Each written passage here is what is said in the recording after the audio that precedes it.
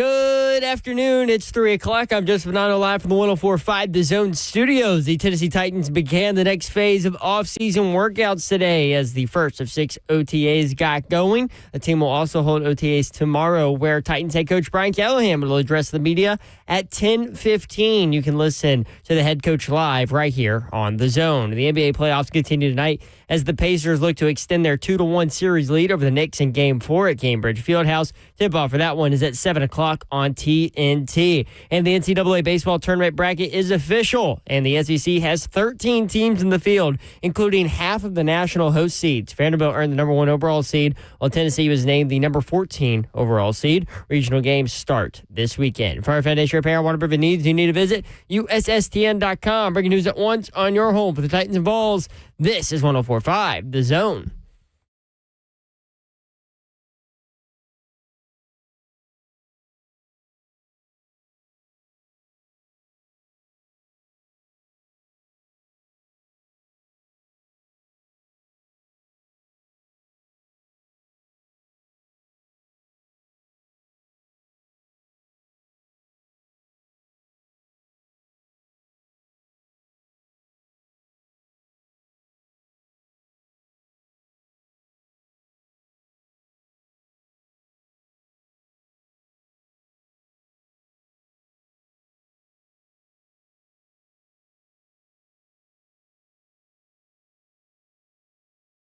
HL 104.5 The Zone. Prince Doherty with you on a beautiful day in the Music City. Right, Babsy?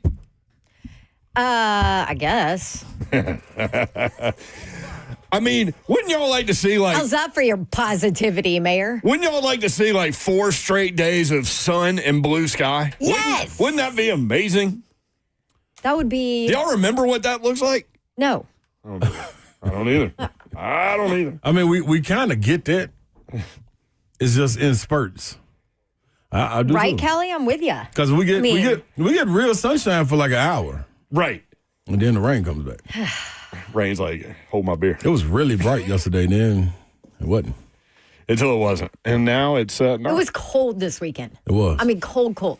Yep. Like, good thing I like to heat the pool up. Had like 45 minutes, So the kids 45 could minute get window. in Babsy. Karen on YouTube. Hey, 3HL, Mayor Babs and Slay. What up, though? What up, Karen? You can watch the show live, YouTube, Facebook Live, Twitter, and Twitch. Twitch, please. Slay Dog is here with his baseball shirt. Good job, Zephyr. Where'd you get that? I got this from Bottega Land.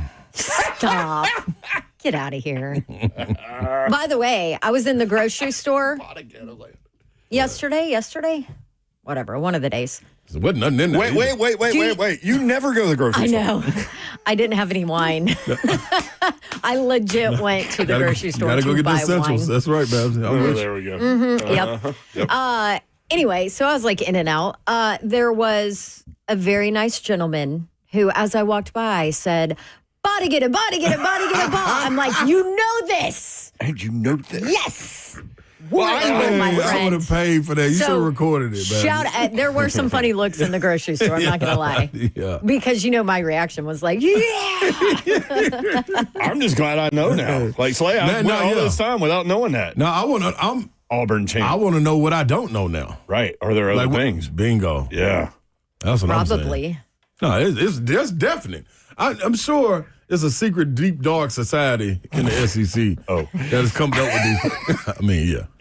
Well, actually, That too. But ask Greg Sankey about that. yeah, hey, you might have an answer for Going to us. hear from Greg Sankey a little bit later. It was weird. We were just talking about, like, what was his message? His message was, I'm tired of this. Like, let's implement what we're going to implement. He wouldn't exactly tell you what that was, but he's like, everybody has their ideas. And it feels like they're going to 16 and that it feels like he wanted to go to 16 when they went to 12. Does that make sense? Yeah. Because he was kind of complaining about the 12. But he was like, look, I mean, if we just stayed at 4, we would have had half the 4. Right. So then he points out, well, 16 regional sites in baseball, 8 SEC home series. Ooh, and the ACC is pissed. Yep. 8 teams in the College Softball World Series, 5 of them are the SEC. Tuh. So he made it. he made sure to get those talking points out there. But we'll play that a little bit later and get your take on it if you hadn't seen it, heard it, whatever. By the way, we'll definitely do that. the SEC is breaking away from the NCAA. That is trolls on Twitter trying to get Fake you. news. Yeah. Because I got took they do by something last week, right? And so, I looked at this account and it had 4,000 followers. Yeah. Yeah, they need to stop that, man. There was Why do one of pe- them Why do people find joy that I in that? blocked. I don't know. Stupid. Attention. Executive producer of 3HL is Zeph. What's up? Coming up at 3:20, Jim Wyatt, TennesseeTitans.com. The Titans are among 20 NFL teams to begin Phase 3 OTAs today. Teams may conduct a total of 10 organized team practice activities. No contact is allowed, but 7-on-7, 9-on-7, 11-on-11 drills are permitted, which means y'all are both very highly competitive athletes. That means people will be competing, even though there's no contact. So Phase 3, much different, and Coach Mack has told us about that. But we'll ask Jim Wyatt what's going on there. J.C. Latham, man, have y'all seen him? I haven't. Not since he cut his hair. That is he's felt. Well, A svelte 340. solid. He was on Bussin' with the Boys this weekend, and he talked about his weight and the challenge of that. But he can get into that later. He played at 360, I think. Correct. And he's down to 340. He wants to get to 325, 330, but he looks good. He put a picture out, and That's going to be. he looks good. It's a massive. perfect example of that transition from college to NFL Yeah. because he admitted, he was like, I thought I could do it at that weight Yeah. because I did it in college, Yeah. right? Yep. Yeah. But then It took its toll. you don't realize what a toll this league takes because you got grown A men everywhere, not just here and there, right? And even when you play in the SEC. Yeah. It's just it's a great example of the difference in the NFL. And one more thing on top of it, I think what has to be considered is the recovery. You know what I mean? With all that weight, it's a different type of recovery than losing 20 pounds. You know what I'm saying? There's less banging and pounding on your knees with that weight. So to get lighter and stronger, so turning that fat into muscle. Can you see the dope. thought, though, for a rookie, hey, man, I got to be big to deal with these dudes? Yeah, And- absolutely. And then you go through it and you learn, my body's not holding up. And then it's hard, but if you haven't gone through it, you don't know. Like Bab said, you did this, you were successful in college. With a successful unit, successful running back, quarterbacks in Heisman talks, premier coach. It was nothing to point to, man, you gotta change. Maybe I gotta tweak. I ain't gotta change anything. I learned it on the fly as we go, and man, them days started to log up. That other guy coming across from you, man, that ain't that same guy in college where they blowing the whistle saying, come on, man, save him for the game. Ain't no saving for the game, especially coming in as a rookie. You test it every day, so yeah, that's huge though. Good for him. Good for him to take the initiative. Whoever talked to him and got him, you know what I mean, to realize it's going to be different. That's what you want. Guys that want to get better. You want to get better. And that's what we more so need, that leadership on the offensive line, especially with not knowing what Cushenberry is going to do. You got to have that. I'm worried about Cushenberry. Yeah, because for me, it's been too quiet. Yep. If it wasn't so quiet, then I would be like, oh, yeah. Look like Big Jeff. That's how Big Jeff built. He probably taller, though, but that's how Big Jeff looked. I just showed Slay a picture. Yeah, God. I want to see what picture you showed him. That's all right right there. It looks sleek. They got a brand called BYOT that Gronk promotes, but it looks good on big guys. That's 340. That's 340. That looks sleek. If you didn't know him, I'd say, man, dude, probably about 280, 290. I don't feel like he was just a rookie last year. Isn't that weird? It feels like he's been around longer. Yeah. His arms and chest are huge. He's also really tall, so there's that. But, yeah, I mean, and hopefully now, I guess the thinking is, I'll be able to move better, and people won't be able to get that motorcycle bend leverage and things like that. Coming up at 4:20, Chris Lowe, ESPN.com. There are tons of college athletics storylines out there because everybody's having their spring meetings. So the SEC spring meetings are going on now in Sandestin. So there will be storylines that come out of there. And basically they hold meetings with the ADs, hold meetings, the football coaches, the men's basketball coach, women's basketball. Everybody's down there. They hold all these sessions, and all these storylines will pop. You used from to down go, there. right? Mm-hmm. We would broadcast live from down there. Really? Yeah, Which was awesome. Yeah, it was awesome, and it's been a long time though That's a because it was prelude before to I was SEC here. Media Day. so here's what happened. Here's what happened. I did it every year basically in my career from like 1510 to 104.5 The Zone, and we were rolling. And then the Preds went to the Stanley Cup Finals, so we didn't go. So we were here, and then it never happened again. Once you don't go, Once you don't go. it's hard to get back. It is. So we would go. We would set up next door. The meetings go on at Sandestin and Hilton. We would set up at the restaurant next to it. And so, like, Rick Barnes would walk over. Usually got Gus, right? Yeah. Yeah. The guys that we knew would walk over. Kiff. But then we would go to the event itself, and you could get one-on-one. Like, I got Nick Saban one-on-one one year. And it's funny about that because Nick Saban walked through all of the reporters and no one really said anything. He just said hi or whatever. Yeah. So, like, I walked up to him and I said, hey, Brent Doherty in Nashville, you got a couple minutes? And he says bag down and he goes, 2 minutes. Like that. Real. And it was Don't real. screw it up. Yeah, hope you're ready to go. So, no soft talk at the beginning on that one. Like, Were they more open at that than they are SEC Media Day? For sure. Yeah. Well, because it's a laid their back vacation. Yeah. It is, and their families and are there. Have 8 million people there busting up, their parties. Yeah. Right. So they're like, it's more laid back atmosphere. But, they are talking about big stuff. And that's why Sankey's talking about playoffs and all of these things. But the ACC and the Big 12 presented and endorsed a 5 automatic qualifier and 11 at-large playoff scenario in a meeting with the SEC and Big 10 this month, which I think was here. I had an Uber driver tell me that the SEC ADs were all here and the Big 10 ADs were all here, and that was like a couple months ago. But anyway, the Big 10 and the SEC have not yet endorsed a plan at their meeting, but the anticipation is that they probably will. So we may get some movement there. Mm-hmm. Some kind of news. Yeah, and we already have that. Like, this is the last year of the 12, right? So I feel like because that news came out that there's more out there. We just don't know it yet. So we'll talk with Chris Lowe about that. Also, I saw Pro Football Focus college football site had 5 Heisman Trophy candidates. We'll ask Chris about that. Start looking ahead to college football. It's here. 5, huh? 5, yeah.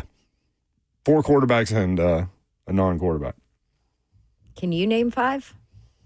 You want to try? 5 quarterbacks or what? No, 5 Heisman Trophy 5 candidates. Heisman candidates. We can do this real quick, and then we'll go to Jim. I mean, we don't have to do it. I think it'd be like, fun. I think it'd be fun. There's one obvious one, right? Yeah, LSU. Okay, that wasn't the obvious one to me. Oh, but that's I was going to not say the obvious. Arch. But Garrett Nussmeier is on there. Nussmeier, to me, is the obvious one. Arch Manning is on there. See, that is not obvious to me. Yeah, fire up. That is not obvious to Why me. not? Arch Manning, what he ain't has done he that done? Yeah. He's gonna take all the snaps and he's gonna pile up stats.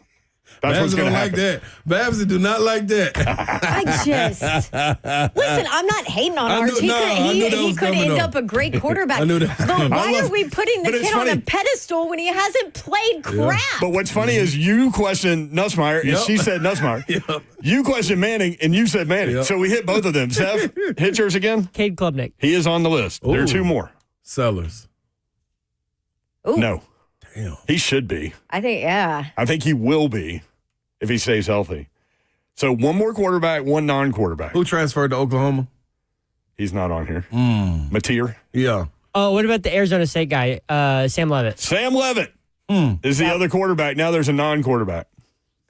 Jeremiah Smith. Plays wide receiver. Yes, Jeremiah Smith. There you Okay. go. Those are the Dang. 5. Oh, that's fair. Okay. Yeah. Arch EA Manning, cover athlete. Arch Manning, Cade Klubnik, Sam Levitt, Garrett Nussmeier, Jeremiah So you, Smith. man. I mean, I think it's one. am I crazy? No, you're not. But that I just do. I shows think you. you're That crazy. shows you just how strong that brand is down there in Texas too, though. So And that name. And that name. And To be fair. absolutely, To be fair. no question. like when he has played, he's looked. He's shown good, some good. right? I think he's But looked look good. when he's I playing. think he's looked good. saw him Yeah, play played in against us. my game in the first, Me and first Mayor one of the season himself. when they're just That's what I'm demolishing saying.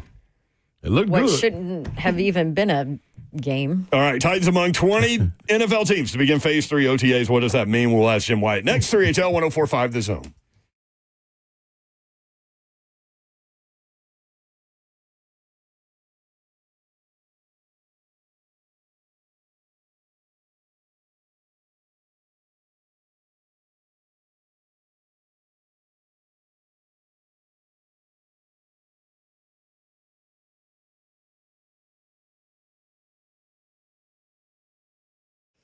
All right, just a reminder, too, for all of you out there, we have Tony Vitello, Tennessee head baseball coach, coming on at 5 o'clock. So make sure you stick around for that. Let's say all this rain's coming and, your windows are failing you. Pella Windows and Doors of Nashville. That's who you need to call if you need new windows and or doors. I get it. Not the sexiest home upgrade, right? Trust me, I felt that in my soul, but we had to do it in my rental property. The windows were failing, and then some of our windows in our home as well. And when it's time to upgrade those things in your home, Pella Windows and Doors of Nashville is where you need to go. I did all the research for you. I went through every single window company here in town, met with them, interviewed them, got their quotes, did all of it, and I decided on Pella, and I've absolutely loved the experience. They've been phenomenal to work with. Here's the deal. You can either stop by one of their showrooms. They've got one in Franklin, 277 Mallory Station Road in Franklin, which it's an awesome showroom. You can pull things out of the wall, look at different windows and finishings. They also have one in Hendersonville, 256 East Main Street in Hendersonville. Stop by either one of them or schedule your free consultation online. But you want to make sure you tell them to give you the Dawn deal. And for this month, it's 50% off qualifying installations and 0% APR for 36 months. They're celebrating 100 years in business. Let them help you. Ask for details. Check them out online. PellaNashville.com.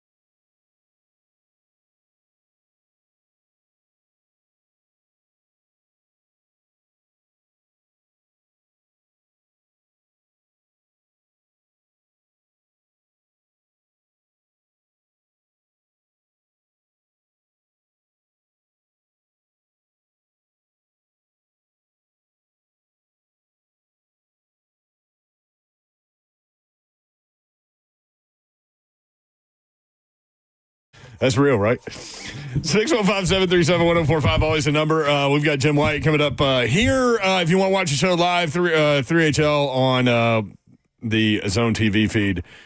YouTube, Facebook Live, Twitter, and Twitch. Twitch, please. You can hook up with us there, and you can hook up with other listeners and viewers, I guess, and communicate there. It's a fun way to do that. By the way, Buck Rising doing a great job this morning. Will bowling out, so we're going to have a myriad of hosts with Ramon Foster, which is going to be really fun this week. I'm doing tomorrow. So it'll be me and Ramon tomorrow, 6 to 10. You guys are also involved this week. So that's going to be fun. Big Savage. Yeah, Savage Radio on Friday. Savage Radio. Oh, goodness. On a Friday, too? Yes. Slay and Moan together. Did y'all do that on purpose? Did y'all schedule that on purpose where you guys got Friday? No, absolutely not. Was asked and accepted, that's all. Yeah, that's how all that went down. Are we even supposed to be talking about it? I don't know. I thought we were supposed to lead into a daily, but Buck ran down the whole list. Oh, he did? Okay, good. Well, leave it to Buck to go against the grain. What? No, I'm in the chat. Vandy Chris is saying that Eli Stowers should be considered for Heisman. He should be on that list. Like, come on, best tight end in the country. But yeah, that don't like. Come on, man. You know how special of a season you have to have for as a tight end. That's what I'm saying. And then especially preseason. We talking about preseason. Ain't nothing. That's a tough one, Vandy. Yeah, Chris. did Brock Bowers win it? No. Exactly. That's what I'm saying. Like, come on, man. All right, Jim White joins us now to talk about the Tennessee Titans. TennesseeTitans.com Phase 3 underway. Jimmy, Stowers for Heisman, you good? Oh, no, you have to beat out Diego Pavia to win that. Well, Jimmy's always got one, man. That's the other one. Like, Good job, Jimmy. talking about Stowers, like, yeah, Pavia would be the first name that I would mention. Pavia, great point, Jim, because Pavia is going to get all of those stats plus others. Yeah, like, yeah, exactly. Like, come on, man. That's good. So, hey, you were in Hoover, Alabama. Vandy boys rolling, man. Number 1 overall seed.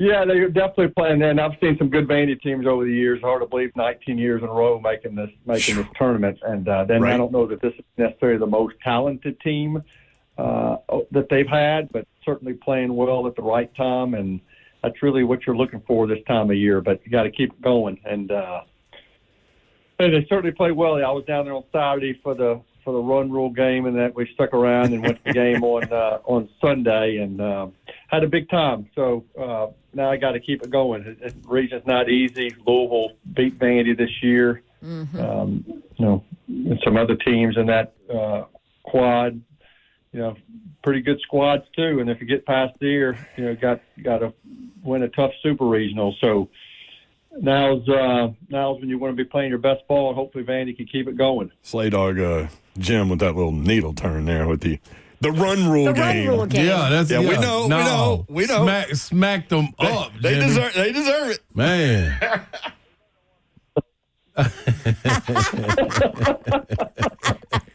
No, man. I'm trying to remember. When did I use that line? I don't remember. I don't know, but it's glorious. No, that's hyper.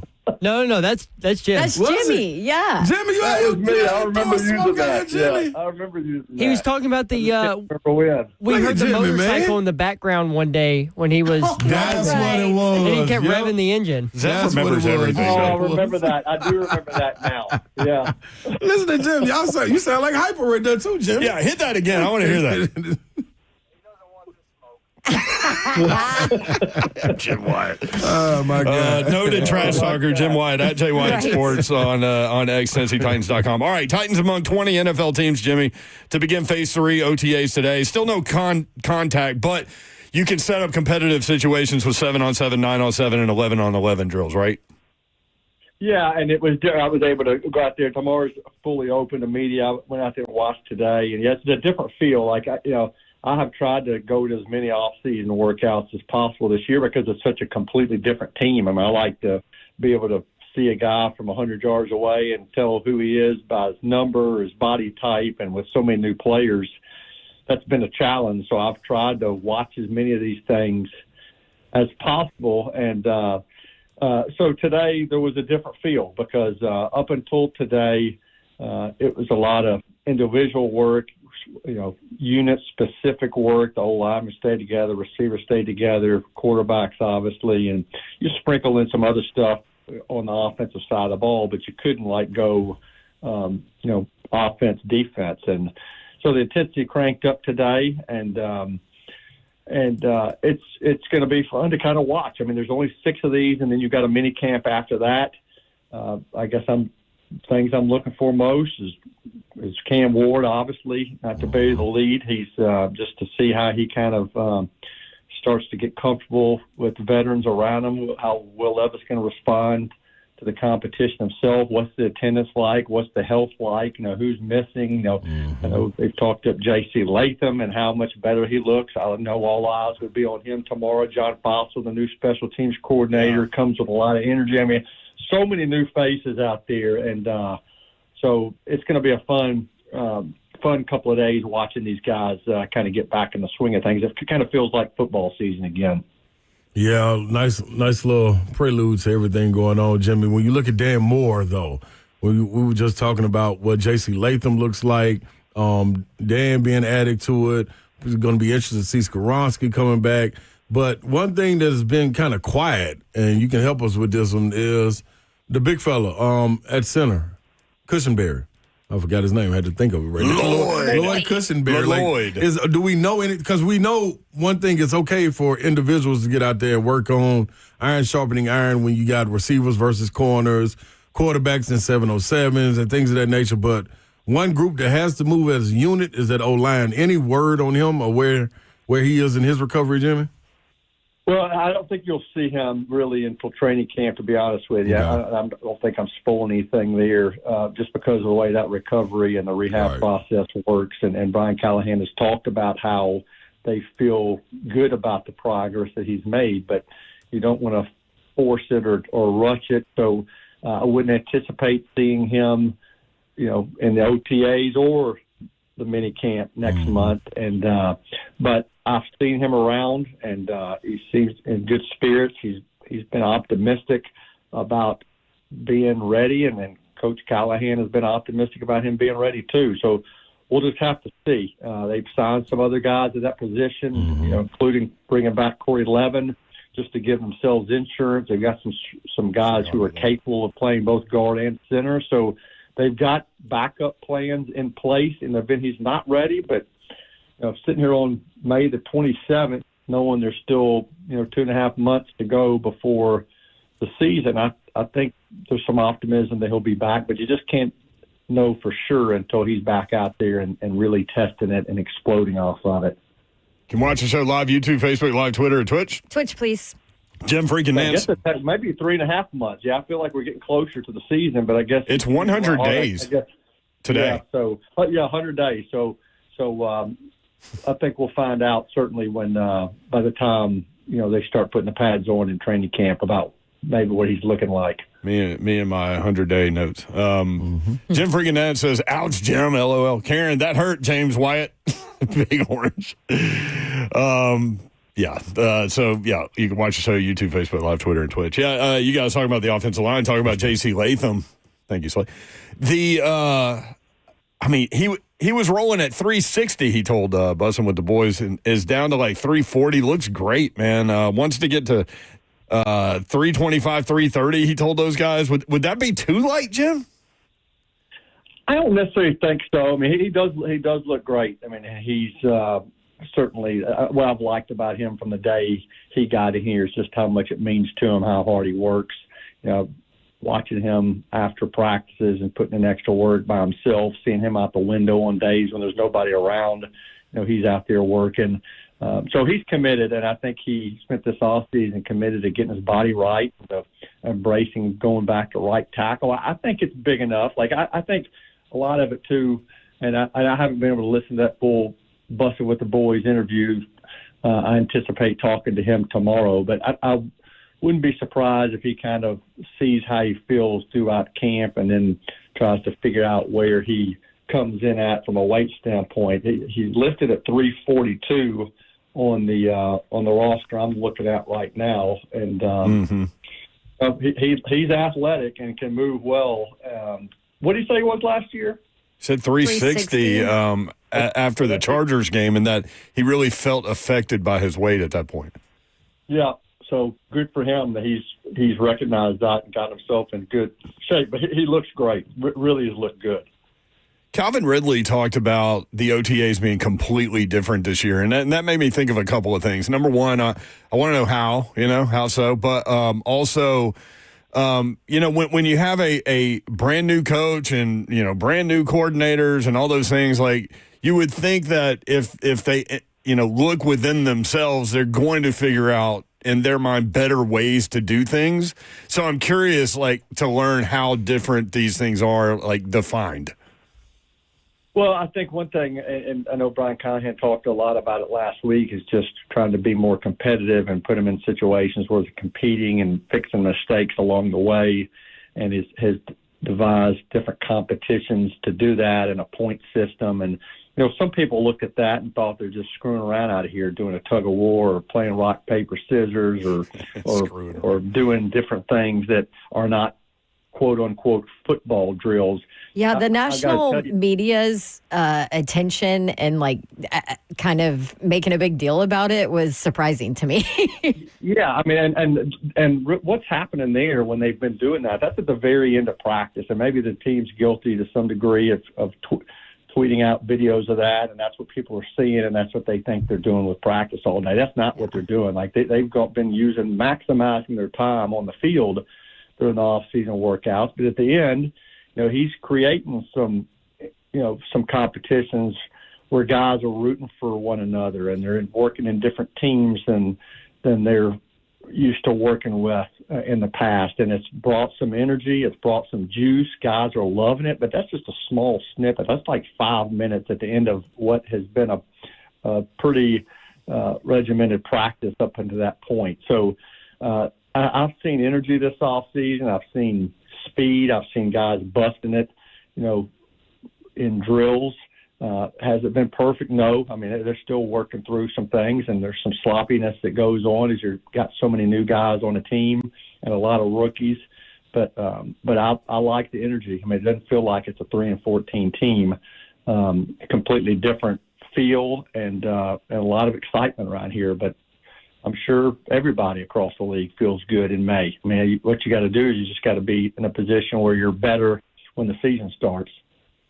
Jimmy, I guess that's the luxury in being able to bring in a new crop of guys and understanding it is a hard reset because you really don't have a lot of guys from that group when you look at it. So, and then a lot of guys being new, kind of feeling like they're getting their feet wet with rookies walking into sophomore spots and some sophomores like Skoronski, McCreary, those guys walking into junior areas, like they still have an opportunity to change. Maybe that's where that new breath of fresh air maybe can erase and put that season behind them.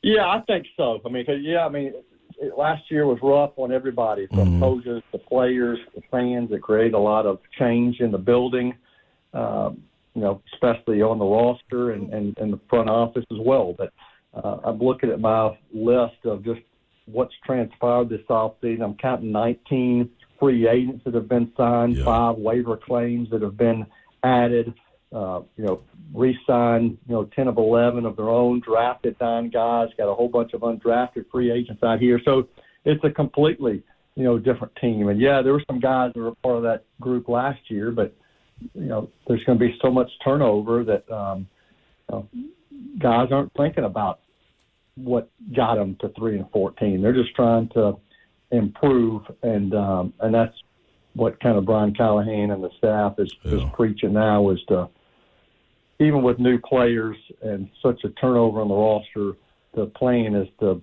play better football, not make as many mistakes, quit doing the things that get you beat, because that's how the Titans lost a lot of games last year, just from their own mistakes. Yeah, what was it, 2-6 and 1-score games? I mean, if you flip that, you can make this jump. Yeah. So we'll see. It's going to be interesting. Competitive situation going on over there. Contact, mid-June usually, if I remember correctly? Well, really not even then. Even during the mini camp, it's all going to be shorts and helmets, no pads until camp. So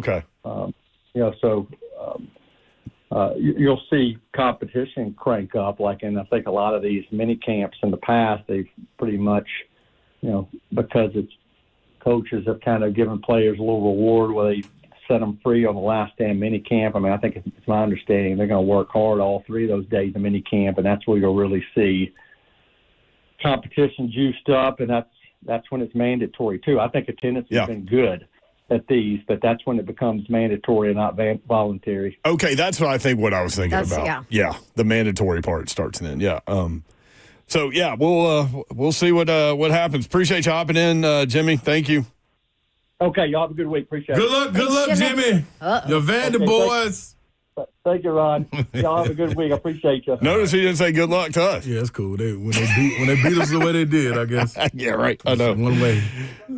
That was one of the things I was going to ask, though, at the end of that, man, and he answered it, was what is it? I understand the players being excited to get back out there, get on the grass, but what about coaches? Yeah, I thought he brought some really good stuff today. So appreciate that from Jim. Big-time SEC basketball player is taking himself out of the draft and staying in this roster. Whew, we'll talk about it next. 3HL.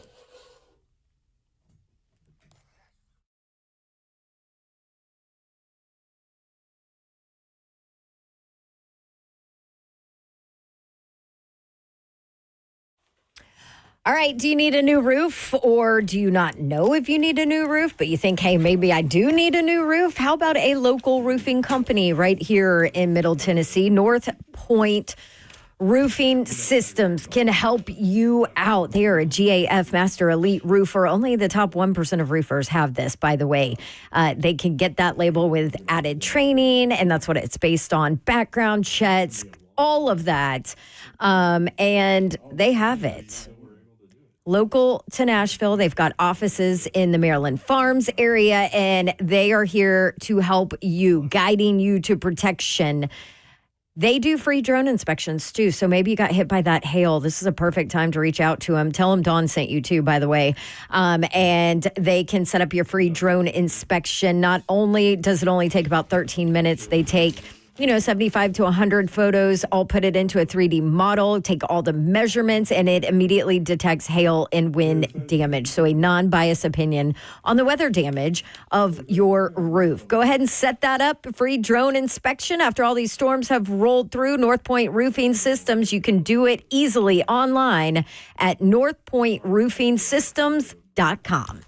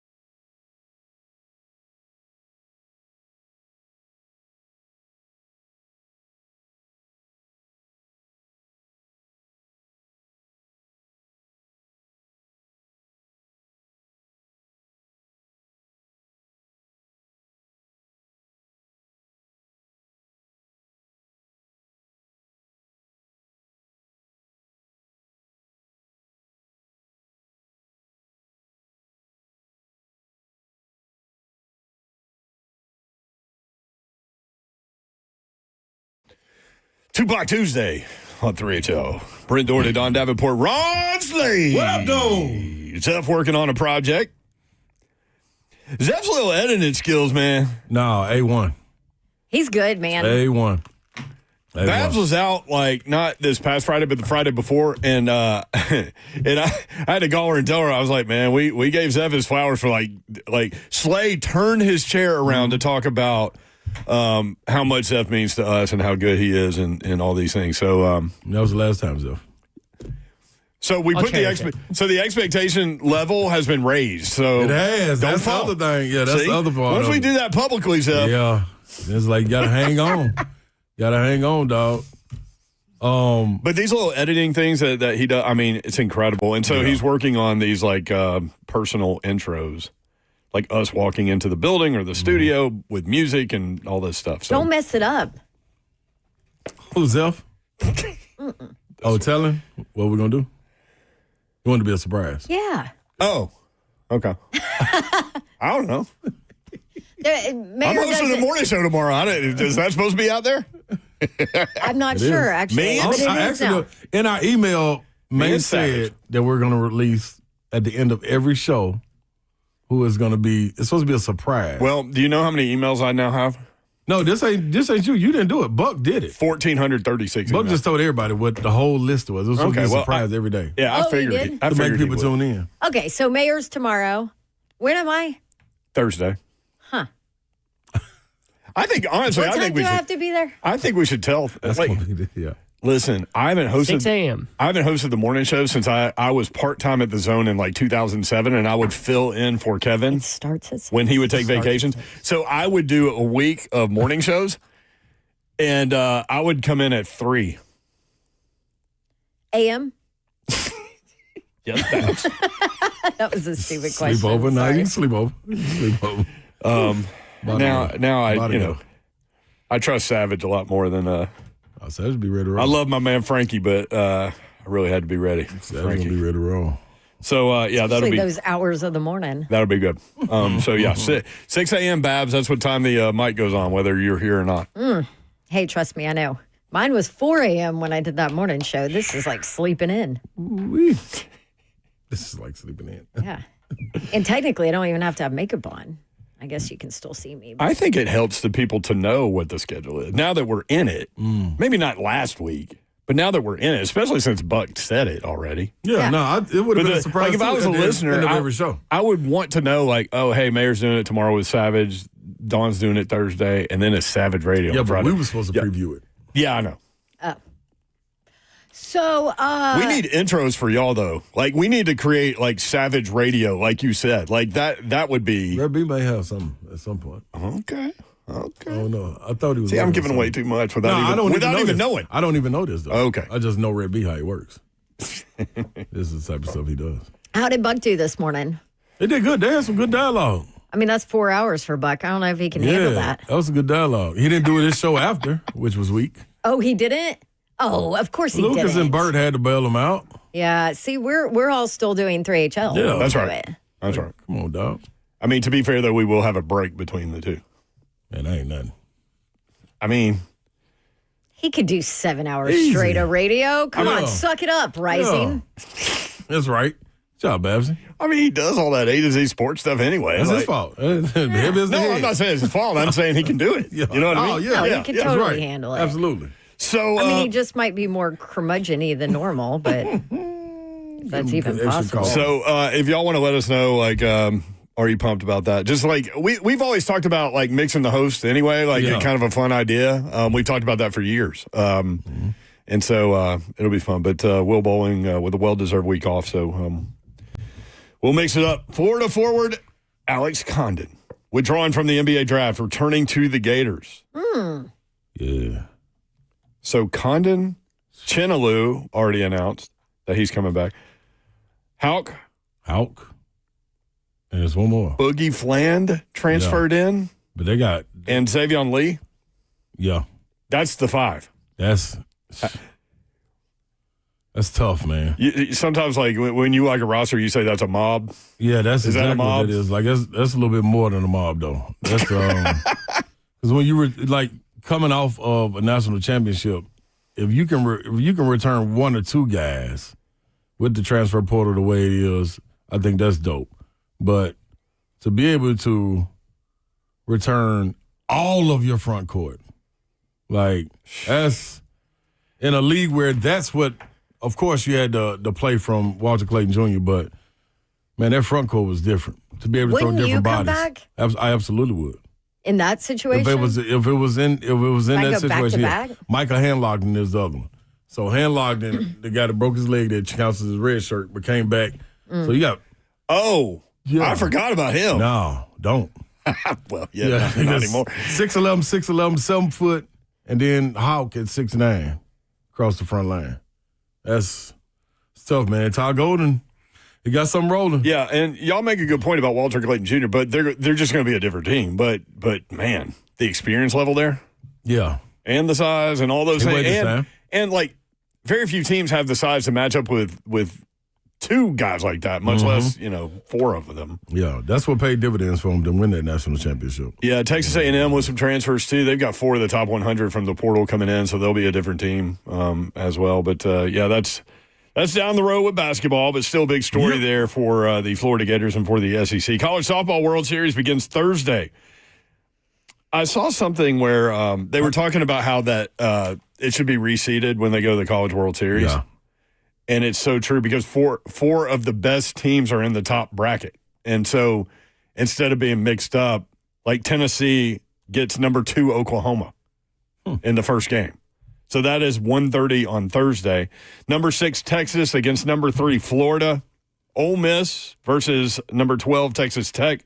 And 16 Oregon against 9 UCLA. So instead of, like, if you reseeded, unranked Ole Miss would get number 2 Oklahoma. Or actually, you should phrase it the other way. Number 2 Oklahoma wouldn't have to deal with number 7 Tennessee. They would get unranked Ole Miss. Number 3 Florida would get 16 Oregon, not 6 Texas, right? Yeah. So this goes in line with what we were talking about in terms of like reseeding in the NFL, which is a proposal that is on the table in the NFL. But that's going to be fun, man. If y'all haven't checked out softball, it's fun. It's a good watch. Mm-hmm. It's a good watch. And not just late balls, like all of these softball games have been pretty For good. sure. 5 of the 8 that are left are in the SEC. Tennessee in baseball plays Miami of Ohio Friday at 5 o'clock. Tony Vitello, Tennessee baseball coach, will join us at 5 o'clock today. Tony V now. All right. Yeah. Chris Vernon from his Masters update. Tony Fee now. That is stuck in my head. I mean, you know something's good when it sticks in your head like that. That was like 2 years ago. That was like 2 years ago. Like, yeah, that's crazy.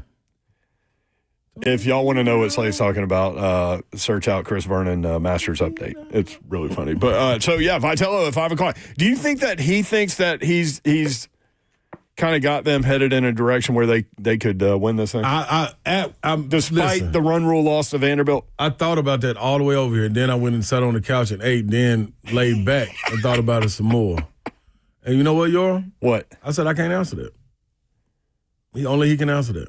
What do you think his answer will be? I expect him to say yes, but I will say, too, he's never been one to miss words either. Would you use Arvidsson as a starter now? I mean, he went long relief and was completely dominant, 5 1/3 in the SEC tournament. He did, man, but it was against Texas, too. He got 16 outs, not 9 strikeouts. Like it was a vendetta against Texas. So I don't know. A lot of emotion. Yeah, kind of like, can he carry that over to? Aren't you anxious to hear Vitello's answer to that? No question. No question. Like, I know he's talked about Dean Curley a lot. Like, that's going to be something interesting. Like, isn't he? Can he leave this year? RV? Curley. Curley? He's a sophomore, right? He's back. So he got to come back. Baseball got to come back for 3? Yep. Unless you're old enough. He's 21. Then he might be able to go. But I don't know. Wasn't he graded as a first rounder? Going into the season, Going into the season. Yeah, they have 7 of the top 100 players. Yeah, that's nuts, man. Like, it's one thing to collect talent, but it's another thing to make a mesh. I would want to know, like, that's it. That's a great philosophical question for a coach. And like he's tried so many things. You know that has been like job number 1 in his head. Fixing the errors too. Yeah, right. Right, and putting people in the right spot. And how much is it? How much is that of him putting on his shoulders? Like, dog, I gotta tweak this. Like, instead of like the players, like you get great teams. All coaches say with great teams, the players figured it out. So, You know what I'm saying? Yeah. growing up playing baseball, certainly not at that level, but I did play middle infield because I love playing defense. So, like, I played middle infield, but I also played third. And so for Curley to go from third to second, that is a transition to go from one side of the infield to the other. It really is. But, you know, I mean, he's working with a lot of dudes that are so good offensively, but lack, you know, I don't even know if it's, you know, attention to detail in your head or where the lapse is on defense for some of those dudes. But Great point by Karen. Will he use A.J. Russell more? right, because he started games and then they put him in the pen, and I think he's done better in the pen. But Yeah. you know, coming off the injury from Franklin High School, A.J. Russell. That's the other part with talent, man. You can never sleep. You can't turn it off. That's right. Keep thinking about it. Chris Lowe coming up at 4:20. Again, we'll talk about the direction that everybody's going to go in terms of the college football playoff and SEC Big Ten spring meetings going on. So we'll talk with Chris about that. Also, PFF 2026, I mentioned Heisman Trophy candidates. I've got the 2026 NFL Draft quarterback rankings going into 2026. So I'm going to run that by you guys and see what you think there. If you want in, 615-737-1045.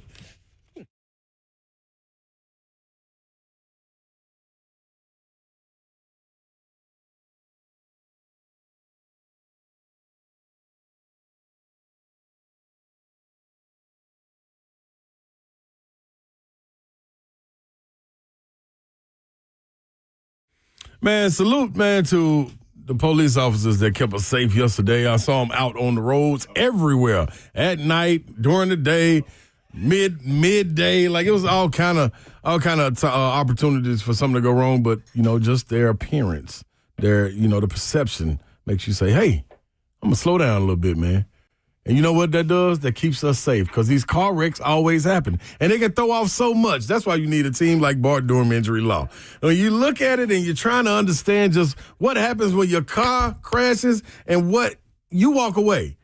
But your job, your bills, your peace of mind, that stays right there on the scene and worries the heck out of you. That's when you need Blair Durham and his guys and his team to come over and fight for you. They've been fighting for folks in Tennessee for years, making sure insurance companies pay up. No upfront costs, no waiting around, just real people making sure you get what you deserve. So call BDIL, that's Bart Durham Injury Law, at 615-242-9000. You have an accident, let them fight for you. They're ready 24/7 and ready to get it down.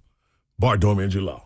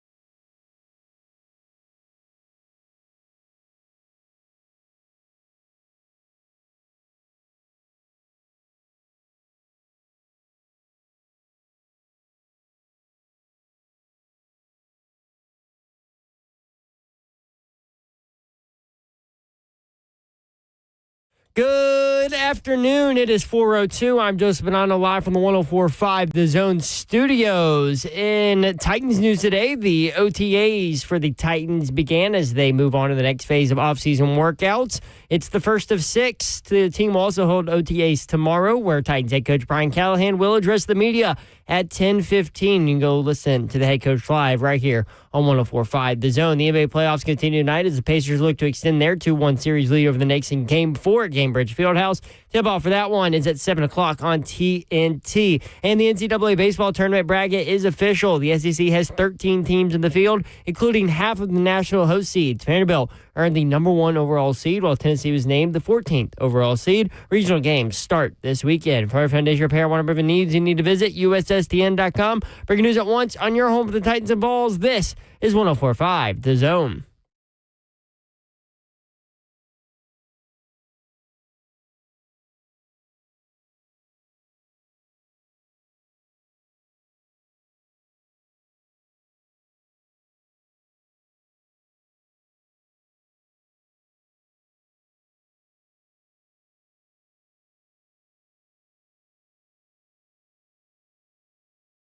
Three Channel 104.5 The Zone. Brent Doherty with you on a beautiful day in the Music City. Hope you had a great Memorial Day weekend.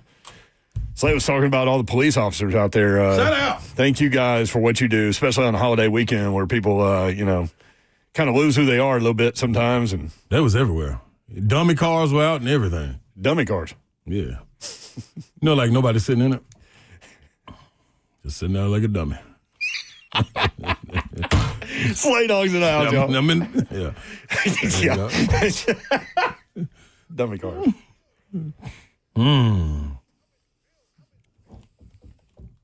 But, yeah, shout out. That's Like them tubas. It's a dangerous line of work. Anyway, hey, thank you guys. Appreciate it. We know you listen in their car all day, Real human beings. Shout out there.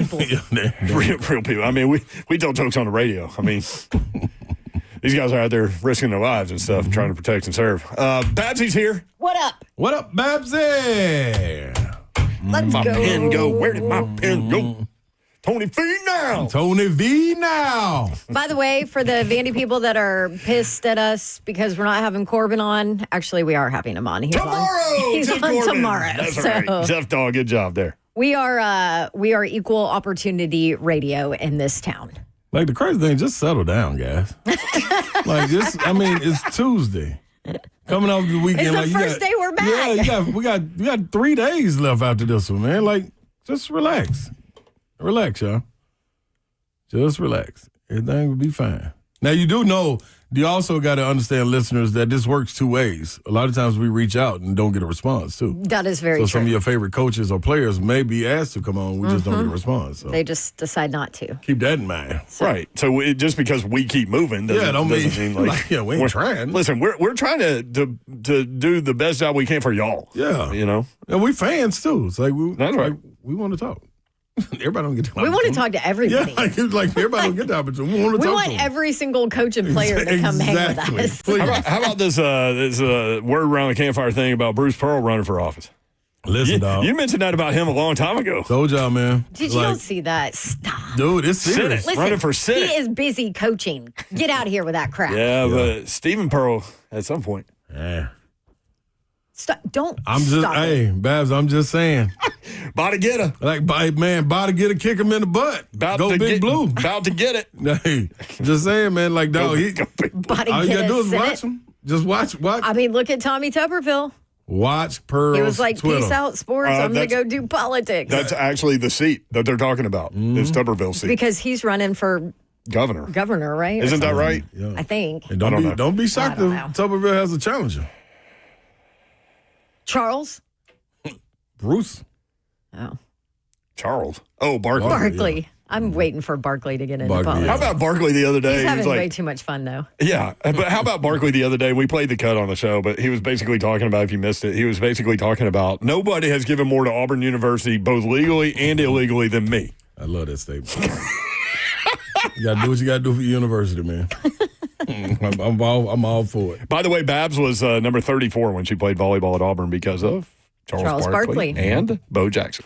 Bo 34 is a great number for Auburn. Yes. Great number. I'm sorry to Legendary. let everybody down. No, you held it high, Babs. I mean, listen, when you have a triumvirate like that, Yeah. Charles Barkley, Bo Jackson, and Don Davenport, I mean, there's not a better triumvirate of numbers. One of these is not like the others. Hey, you know what, man? What? What I learned yesterday had me upset, man. I'm gonna be real. Kind of spoiled my Memorial Day. What happened, man? Oh, yeah. So, Lean in. Yeah, I'm gonna lean on in, man. Yeah. So I'll get These top quarterback draft things. Oh, we getting to that. That can wait. Oh, for we're a getting second. that. I'm just can telling you wait about for a teenagers. Parents, school's out. Teenagers are in the household. Things ain't the same. Like these little kids have to go to school year round. Listen, I'm on board. I'm an advocate of sending kids to school year round. Can you imagine teachers? when you were at Pearl-Cohn if somebody would have hit you with that? Yeah, I would have. Yeah, y'all must be crazy. But I'm thinking about the teachers too and administration. We got to find a way to give y'all a break. Yeah. So maybe they Well, just go that's in there and true. teach themselves for 2 months and see how that works since they know it all. But that's neither here nor there. I say that to say What happened? I ordered little Ron Waldo's yesterday. Chicken, baby. Yeah, man. Yeah. So he asked for five chicken tenders. Did he get the cheddar biscuits? I don't know. Have y'all seen those? Yeah, I don't like them. You don't? I'm not a big cheddar biscuit guy. Yeah, but they're not like dry and flaky. No, it's they're, soft. They're soft and It's got moist. little chunks in it though. I don't like. I think the cheese. I don't like. But anyway, 5 chicken tenders, some Yeah. greens, some French fries, Yes. barbecue sauce, lemonade, Yes. light ice. Perfect. For me, there's not many times franchises get desserts right. Waldo's has something good with their banana pudding. I get for me a pint size of banana pudding in there. Might as well. They bring the food. I mean, if they're coming anyway. Yeah. I mean, I need some dessert. I Yeah. bring the food, they hand it to It's LeBron, Memorial LeBron Day. takes off, it's on, it's gone. I'm like, all right, cool. I realize I don't have my banana pudding. I holler upstairs, hey, Ron, hey, bring me that banana pudding. Uh-oh.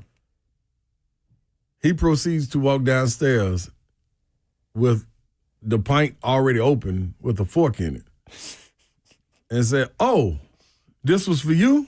oh no. You had an opportunity to order what you wanted to order, and I ordered it exactly for you, the way you want it. You didn't ask for banana pudding. So, yes, one thing for sure is not for you. So it belongs to somebody else. It was half eaten. I said, darn, was it good? He was like, yeah, it was all right, but I don't want no more. So he had eaten half of it and was just going to give me the rest. I don't want that. I don't want that. So I threw it away. But I say all that to say, yeah, kids, man, y'all got to get a grip, dog. Summer's here. Like, hey, man, y'all got to find something to do. Like, stimulate y'all minds, man, instead of eating other people's food. Eat what is ordered for you. So this This is is your what, son, though. I don't care who it is. but this, Don't eat this my is, food. We talked about during the break. You were like, man, something really upset me yesterday, but you didn't tell us what it Yeah, was. it was this. This is what it was. Yeah. Banana pudding. Man, yes.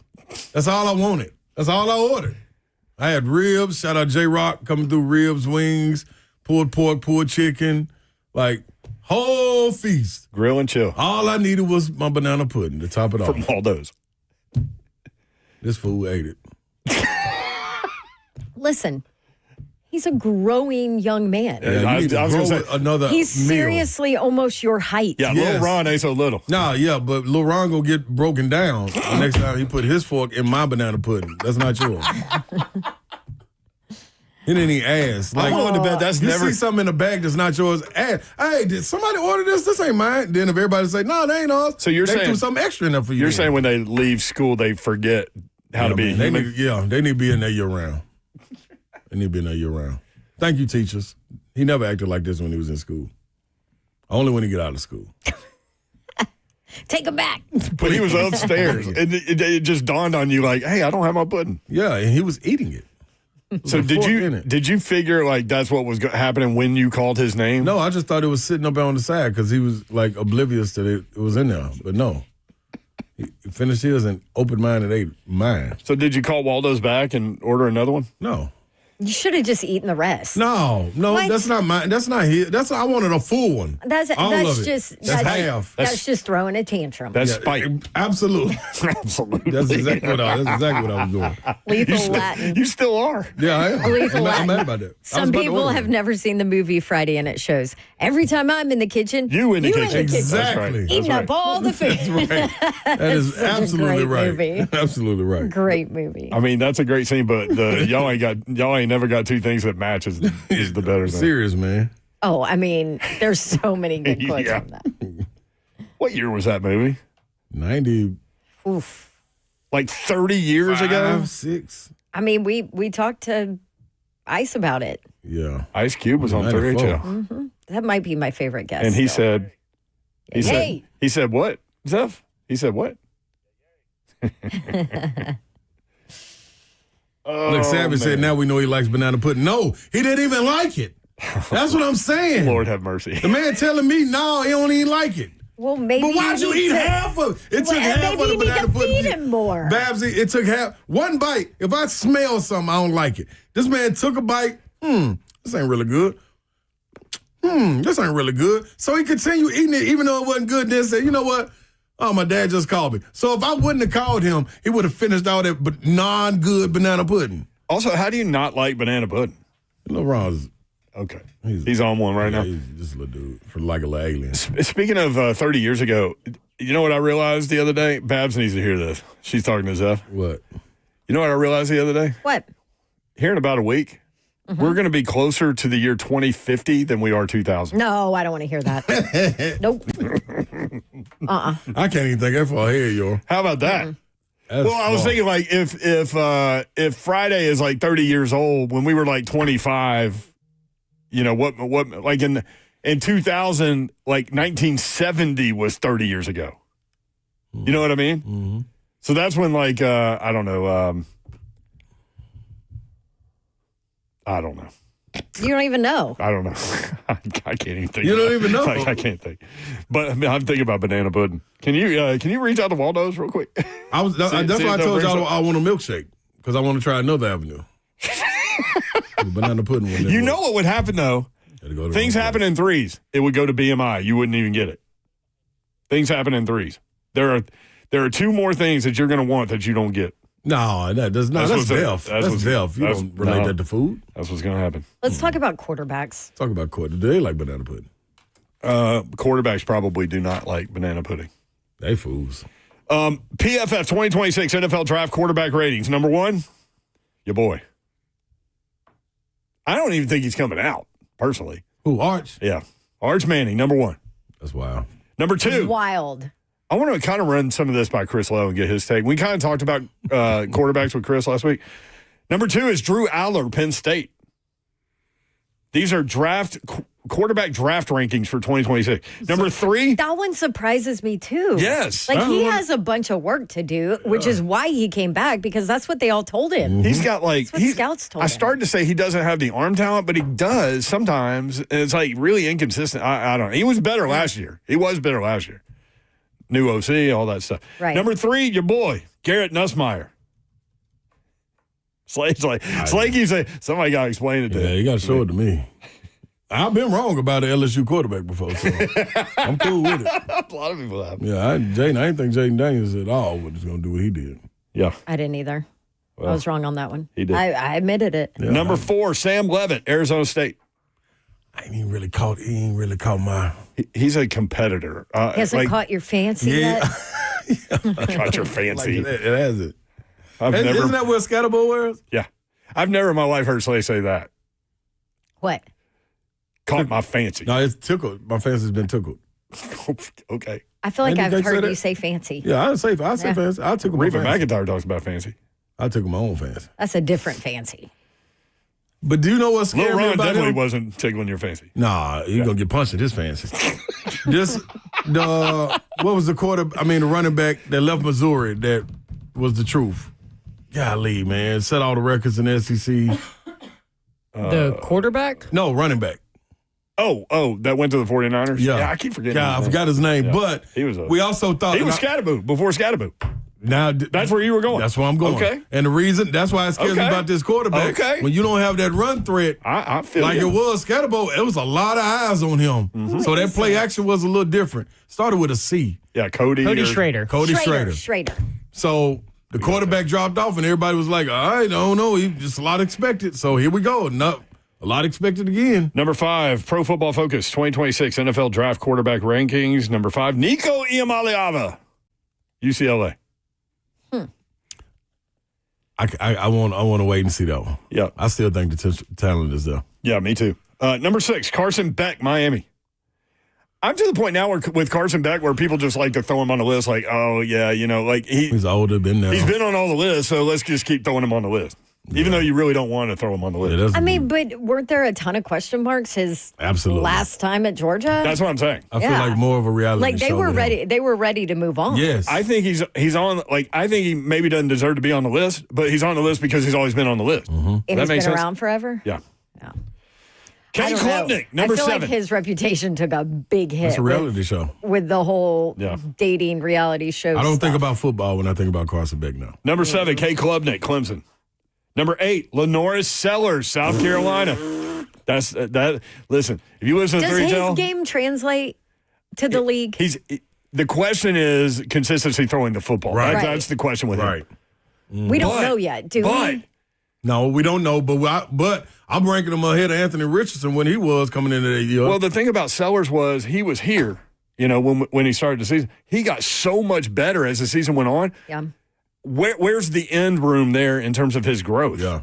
Like, does he continue to grow at that level and on that path? Is that also a guy that some team is going to be like, let's switch positions because he's just so stupid athletic? Yeah. I think that's always going to be a question to come up when you're that athletic and that He's big. so big. And that big, yeah. Like, I would love him at tight end. Number I'm 9, a coach. draft quarterback ratings. Number 9, John Mateer, Oklahoma. Y'all get ready for this guy transferring in from Washington State. I know. Everybody keeps saying it. I know people talk about get ready for this guy with Oklahoma, and that was Jackson Arnold, right? 5-star guy. Everybody wanted him. Didn't pan out. Yep. From what we hear, fits really well with you down at Auburn. So we'll see if there's a jump with regard to Jackson Arnold. So I'm not trying to dog in, but I think Chris Lowe thinks there might be. we're about to talk to Chris about that. We'll bring it up again. Connor Wegman, the next guy, he's in Houston now. What was that before? A&M, right? A&M. Yeah. Lost that job. I mean, a couple of different times and ways. I mean, Marcel passed him, Yeah. Did he? and he was third on that list at one point. Did he ever? Yeah. We saw him at Bridgestone Arena at the SEC tournament. Looks great. Mm-hmm. So, yeah, that's the 10. Arch Manning, Drew Aller, Garrett Nussmeier, Sam Levitt, Nico Iamaleava, Carson Beck, Cade Klubnik, Lenoris Sellers, John Mateer, Connor Wegman. I mean, it's going to be a fun college football year for quarterbacks for sure. Yeah. Yep. With NIL and everybody staying, man, like college football, legit. I feel like this year's better, Yeah. potential-wise. Right. Yeah. More college football next. Chris Lowe, 3HL, 104.5 The Zone.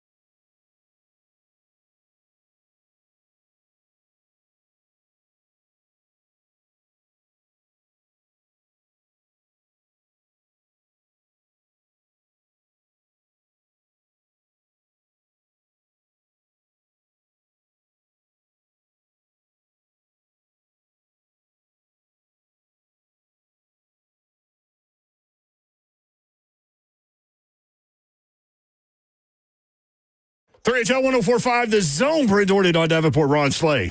What are you doing on your phone over there? You look kind of busy during that break. I'm ordering banana pudding. Life comes at you fast, Babs, when you go to the lanai. Shout out to Dustin Anderson. He said Ron Slay is literally a big baby. He's a bigger baby than his son for throwing away half a pint of banana pudding just to prove a point. No, you got to prove a point sometimes. Yeah, but Laurent is not a baby. He's 14. So, I mean. He's also like. And he didn't throw a tantrum. He's also like 6'5". 8 foot tall, yeah. Yeah, so thanks for listening, Dustin.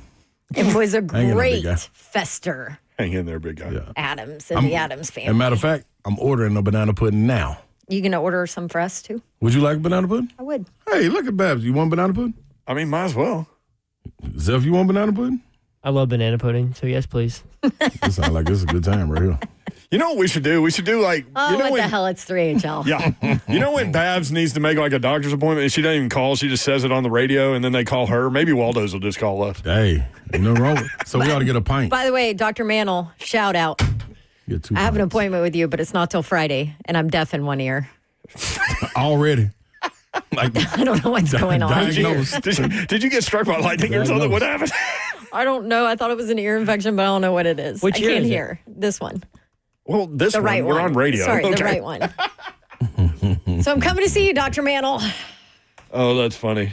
Yeah. That did actually happen one time. She was like, man, I need to make an appointment, go see my doctor. And then they called her like 10 minutes later. I'm like, what doctor calls you to make an appointment? In fact, if you like something comes up in your schedule and you can't go, then they're going to charge you $50 for not showing up. So Like, No, it's great. Then you get in. I love all our doctors that listen to us. Brandon They're says, the best. Brandon on YouTube says, I'll get Waldo himself to bring it to you. He's a friend of mine. Hey, man, tell Waldo I'm looking for him. That's a partner of mine then. So we found Waldo? I thought it was Where's Waldo? Shut up, Oh, Brandon. jeez. Everybody's looking for Waldo. Yeah, Where's Chris Lowe? he's right here. Chris, what's up? How are you? Outstanding. You guys like extra wafers in your banana pudding? Absolutely. That's the Only if only they're knock. soggy. Stop. But see that's gotta the be- only they knock. gotta be Yeah, that's soggy. the only knock. They gotta be Lo. soggy. They Need don't that- put enough wafers in theirs. So I usually have some Nilla wafers and I drop them in there on my own. But yes, You always yes, have Lo. extra everything. Yeah, man. That's big. What do you order at Wendy's? Double stack, extra mustard, extra ketchup, extra onions, add bacon. See? Extra. So you're just extra. Absolutely. That's all Yeah, there is you to have to it. have the proper whipped cream content, too. Yeah, this is good. Okay. You're excited. Chris, SEC spring meetings going on in Sandusky, Florida. We're going to play Greg Sankey's little comments in just a little while, but he seems like he's done with this whole topic line of college football playoff. It also sounded kind of from his comments that he knows what's about to happen. He just can't say it or won't. Well, I think he's tired of the gridlock, but he's not the only one. There's That's a lot it. of people. Yep. Yeah, a lot of people in and around college football and sports that are tired of the gridlock, and everybody's sort of to blame, though. It's not just one conference or one commissioner. We've been just going around in circles now, seemingly for I don't know how many years, about everything, about playoff format. Even within the SEC, I was talking to an AD earlier today, and the SEC sort of wants to know, all right, what's the playoff format going to look like so they can better structure their playoff or their postseason, the SEC championship game. Are they going to have this playoff 3 versus 6, 4 versus 5, like we discussed, or even I've heard even 1 versus 8, 2, 7, 3, 6, 4, 5, and then decide, hey, are we going to go to a 9th game? I mean, they want to have sort of these answers to these questions before they decide that, and it's still we're still sort of in purgatory about what the playoff's going to look like. One thing I'm sure of, and we talked about this last week, there will be a 16-team playoff in 26. That playoff will be 16 teams.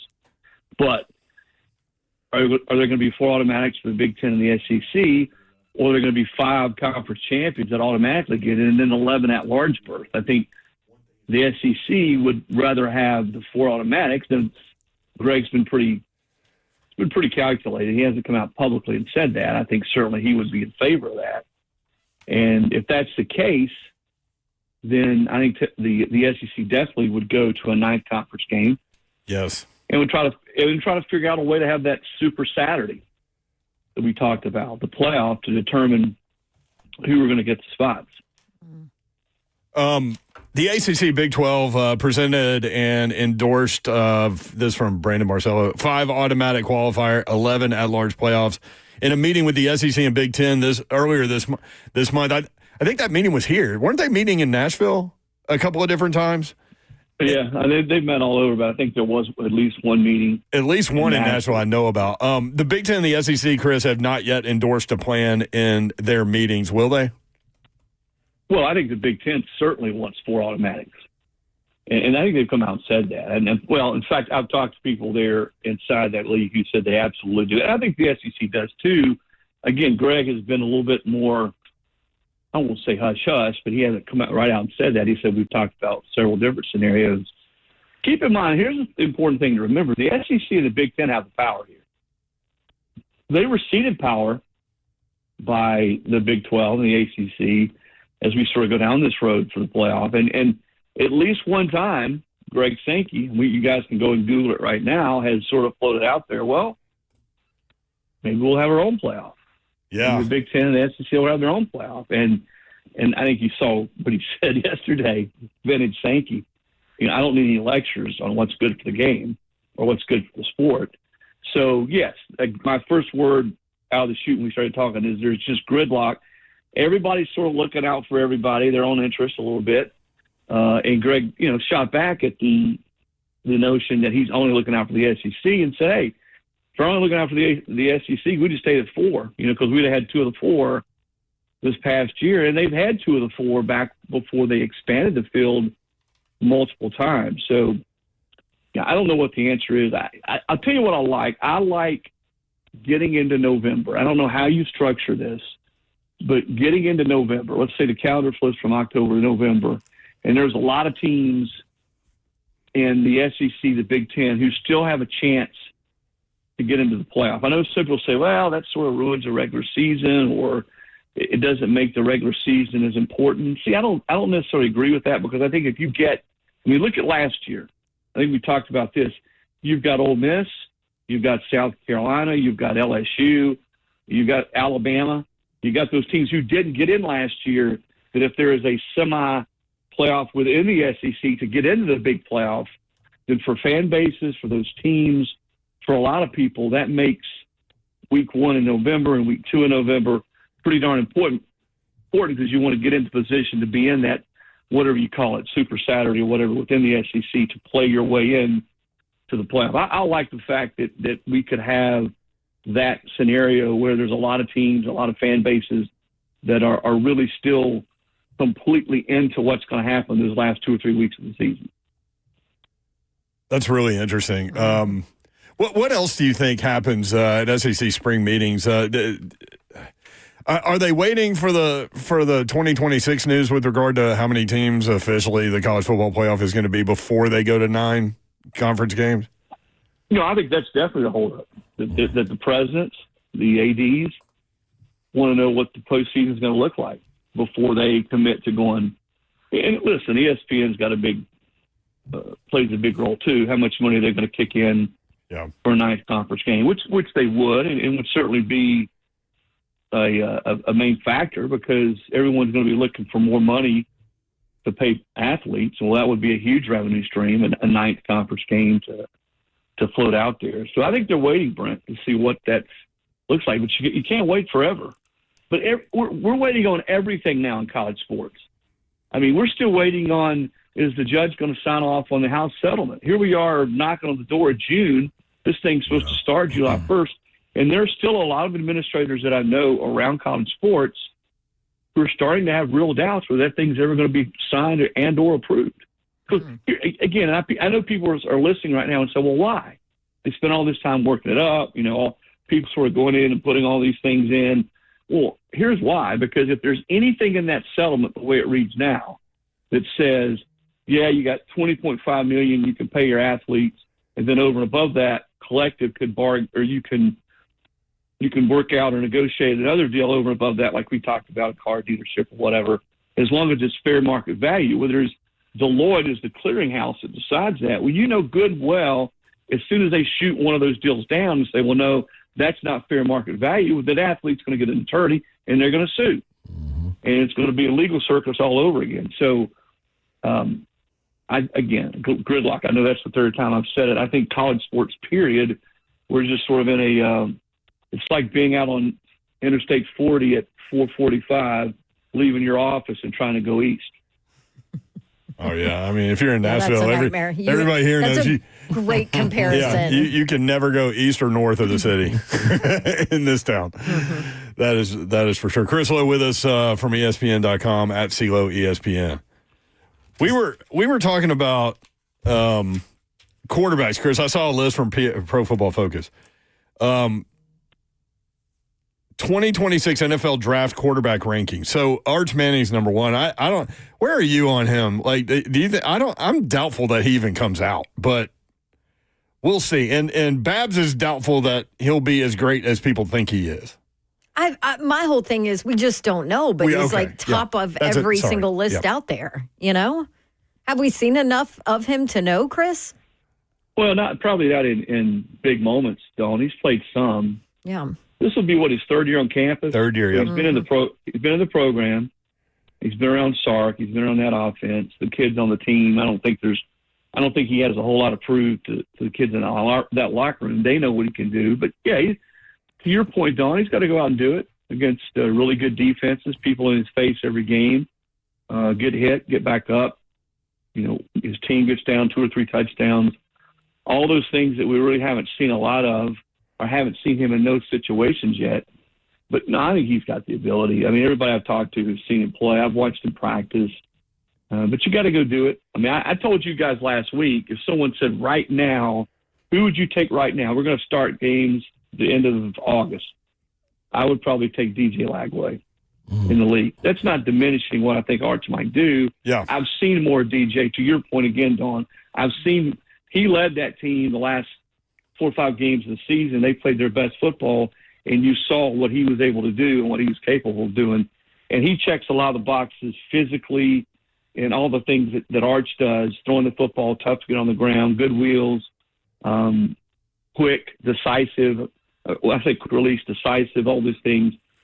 But no, he still hasn't played a full season either as a starter, which, again, I think makes this quarterback class pretty intriguing because really the guy that's got the most experience is Nussmeier at LSU. He's done it, but there's a lot of other guys that I think can do it that just haven't had the chance to really do it for an entire season. They're coming back.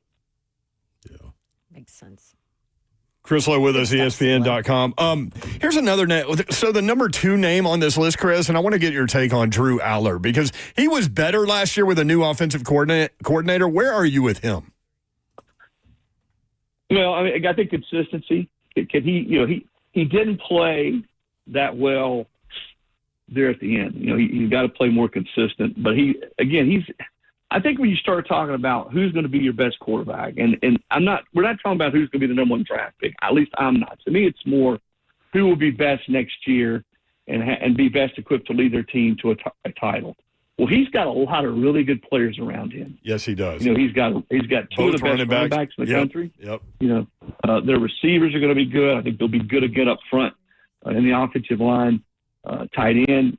Even though they lost their stud last year, I think they're going to be good at that position again. So I think when you look at his supporting cast, there's no reason he shouldn't have a big year. Is he number 2? Would he be number 2 on my list? No, not necessarily. He wouldn't, but he'd be in the top 5 or 6. Yeah. Again, because he's played, he's got some experience. I think Lenore Sellers is another one that has a chance to just absolutely explode. You know, if he could be a more polished passer and they have the right people around him, then he's one of those guys that is a difference maker. Because on third, how many times in football games, certainly when you get into the fourth quarter of a close game, is it 3rd and 2 and 3rd and 3, and you got to convert. We saw that with Cam Newton in 2010. He converted every single time. And Sellers is that type of athlete, that type of player that even when you think you got him dead to right, go ask Clemson last year. You think you got him dead to right, you don't, and he converts and you move the chain. So I think in college football, certainly in pro too, but certainly in college football, maybe more so than that next level, you've got to have that guy. And I think Sellers is that guy at South Carolina. Yeah. A big body, too. That's a great comparison. Cam Yeah. Newton on third down, man, when you bring that up, I mean, that was almost guaranteed. Like They didn't stop him. Third, they went for it, fourth down, too, because you couldn't stop the guy. He was, he's 6'5", 240 or 238. Making very little money at the time, I might add, Don, when he was playing for Auburn. Listen, best money we've ever spent. Yeah. Who was in it? Mississippi State didn't come up with enough money? Is that what it was? Think about all those arguments and all the investigations, the NCAA, and the media looking into all that. Yeah. And right where we are right now, just sort of fast forward to 2025. If we had a crystal ball in 2010, we'd all be laughing at ourselves. You know, it's funny. We brought this up again, but Charles Barkley the other day, Chris, he said, like, nobody's giving more legal and illegal money to Auburn than me. And that made me think of Cam Newton. Hey, listen, we were just supporting his dad's church. That's right. That church is nice. That's right. And I think when I say lots of money, I probably, at the end of the day, probably just a few more free lemonades at Toomer's Corners is about all we got. Yeah, Didn't you say so? Yeah, that's worth a line from what I hear. Hey, yeah, especially, I mean, got to skip the lines. Yeah. You know. All right. Yeah.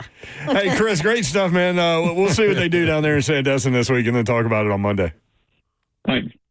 See you guys. Take care. There he is. Thanks, CeeLo. Chris Lowe. Coming up at 5 o'clock, Tony Vitello, Tennessee baseball coach. Lots to talk about with him with regard to his team with an opportunity coming up this weekend to win the regional in Knoxville, get to a super regional. We'll talk with Tony Vitello at 5 o'clock today. We'll talk with Tim Corbin tomorrow. So keep that in mind. When we come back, Steve Sarkisian with some funny words. Great response to someone asking him about his alleged $40 million roster.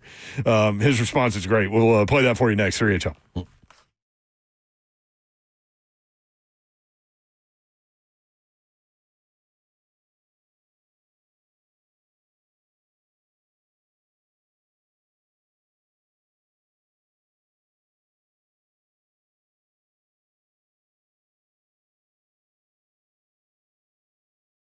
What's happening, y'all? If you ever thought about what happens when an 80,000-pound truck collides with a regular car, well, you probably understand that's not a fair fight. Now, what else isn't a fair fight?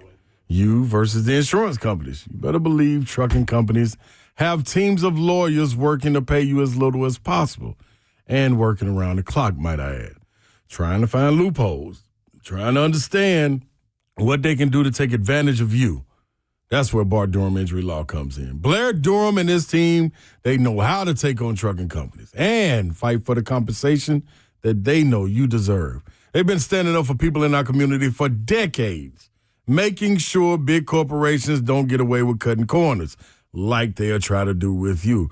Blair Durham and the team, they're right there on standby. If you or someone you love has been in a big truck accident, well, go at it alone. Call 615-242-9000. 615-242-9000. Bart Durham Injury Law. Protecting the injured. Fighting for what's right because you deserve to be paid.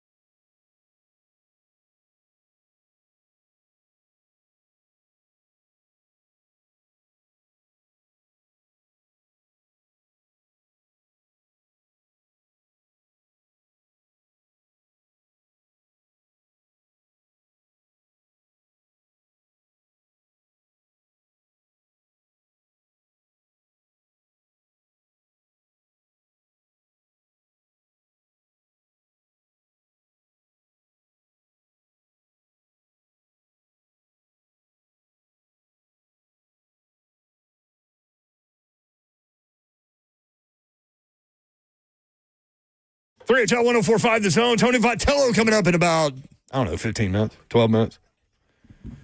Okay, I got to do this before we do anything else. What you got to do? I got to go to Jake and Brentwood because Jake and Brentwood wants to talk about banana pudding. Did you order banana pudding, Slay? I did. Okay, there you go. These are the things we're solving today during the show. Jake, what's up? How are you? Very important. Mm-hmm. What's up, 3HL? What up, Jake? What's up, Jake? Hey, Jake, real quick, before I see Blair Durham is in the chat on YouTube. And Blair said, surprised CeeLo didn't mention AC/DC. I went and they rocked. Yes, he texted all of us when he got out of there, and he texted videos of them, and, I mean, they rocked. So I wanted to get out there. Well, shout out Blair Durham. All right, Jake, what's up? Hey, it's good to know that the Durhams are like, doing a little hell's bells. Yup. Oh, Jake's on one today. Hey, Jake, Memorial Day is over, man. I know. Hey, Did you have to go to a... I mean, I had a tear in my left eyeball socket when Clay was talking about Junior eating his restaurant banana pudding. But I'm going to have to do this for you guys one day. We'll just have to figure out the logistics of it. My wife cooks a banana pudding that's a custard, okay? That means you boil it. And she puts more vanilla wafers in there than, the ratio is crazy. Did you say you ball it? Boil it? Boiled it. It's a custard. It's a banana pudding custard. Boil. I don't know the difference. I don't know. What they're hitting you with, like you had a specific word that sounded really more country than other words you say. Ball. What did I say? Boil? Boil. You boil it. How do y'all say oil? Boil. Oil. Boil. If you're going to Valvoline, you get a what change? Oil. An oil change. Oil. An old change. Oil change. So your wife boils this like custard style banana pudding. Okay. Yeah. Well, then we're gonna have to try it. Just come on over. Yeah, we're just going to come over one day. No. We get things delivered. No, I kind of want to see how Jake lives his life. What? I don't know if I do. Hey, Yeah, I'm cool. I've got a back porch. I got a big green egg. Ooh. And everything is happy. Do you boil things in that thing? Okay, we're going to dwell on the boil thing. Yeah. So what did y'all do? You hung out with the family this weekend? Yeah. Yes. Yeah. I mean, my daughter came. She lives in Dallas. She came in for a brief second, then ran up to Indianapolis for the 500. Oh, nice. And, Wow. She was one of the 365,000, huh? Yeah. Yeah. She said, "Hey, Dad, check this out." And I was like, "What's that?" It was like Apaches going over, the pace car. I was like, "That's cool." Yeah, I saw that. That was awesome. Yeah, I was like, that's a bucket list. Have y'all ever been to Indy? That's crazy. I haven't, but Mr. Babs is from there. Yeah. And so they obviously went all the time growing up. And he's like, we have to do it. Like, it has to be a family trip at some point. Yeah. She goes, I didn't know they put milk on people, on the racers after they end. I was like, Yeah, they dump milk on you. That's true. Which and makes they me wanna kiss the vomit. brick. Yeah. I was like, she's like, that's totally gross. I was like, I totally agree. I'm glad your daughter is living your best life. Yeah, she's great. All right, Jake. We'll see you later. All Bring right, some banana pudding custard bowl. Yeah, bring some. Ballin', Jake. Yes. All right, love you guys. Love ya. Love you, brother. See ya. Jake, Ballin'. Can you imagine his day today? It's got to sound like a great day. Things getting bored. Oh, man. All right, Tony Vitello coming up next. Stay tuned. Let's go. Let's go.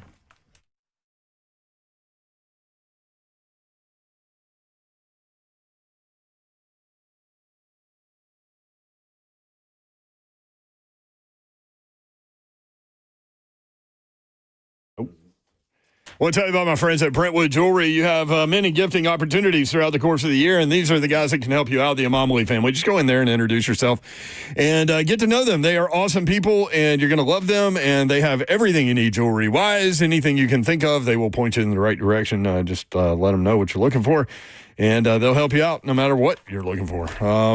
They're going to help you out, like I said. Incredible watch selection at Brentwood Jewelry, Nashville's premier timepiece dealer. Not only do they have the best selection of watches, but all the brands, but they also are the go-to spot for pre-owned Rolexes, both vintage and current models. You can own a fine pre-owned Rolex for a fraction of the cost, and every watch has been meticulously serviced to ensure the highest level of performance and is presented with a 2-year warranty. Brentwood Jewelry, 7012 Church Street in the heart of Brentwood, just off Franklin Road. For more than 50 years, Brentwood Jewelry has been proudly serving the Brentwood community with exceptional style and exceptional deals every day. Check them out. BrentwoodJewelry.com. Again, that's BrentwoodJewelry.com. What's happening, y'all? If you ever thought about what happens when an 80,000-pound truck collides with the regular car, well, you probably understand that's not a fair fight. Now, what else isn't a fair fight? You versus the insurance companies. You better believe trucking companies have teams of lawyers working to pay you as little as possible and working around the clock, might I add, trying to find loopholes, trying to understand what they can do to take advantage of you. That's where Bart Durham Injury Law comes in. Blair Durham and his team, they know how to take on trucking companies and fight for the compensation that they know you deserve. They've been standing up for people in our community for decades, making sure big corporations don't get away with cutting corners like they'll try to do with you. Blair Durham and the team, they're right there on standby. If you or someone you love has been in a big truck accident, well, go at it alone. Call 615-242-9000. 615-242-9000. Bart Durham Injury Law. Protecting the injured. Fighting for what's right because you deserve to be paid.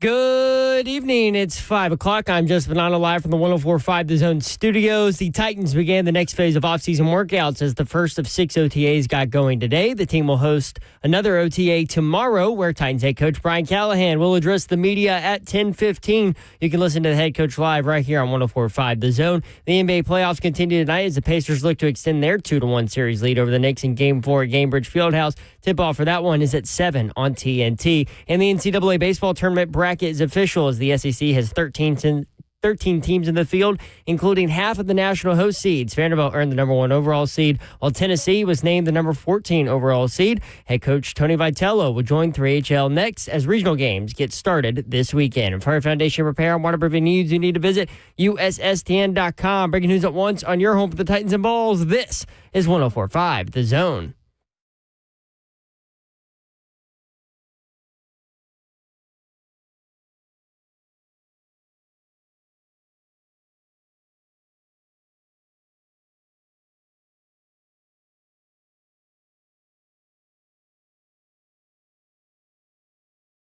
.3HL 104.5 The Zone. Brent Doherty with you. Don Davenport is here. Ronald Sylvester Slay is here.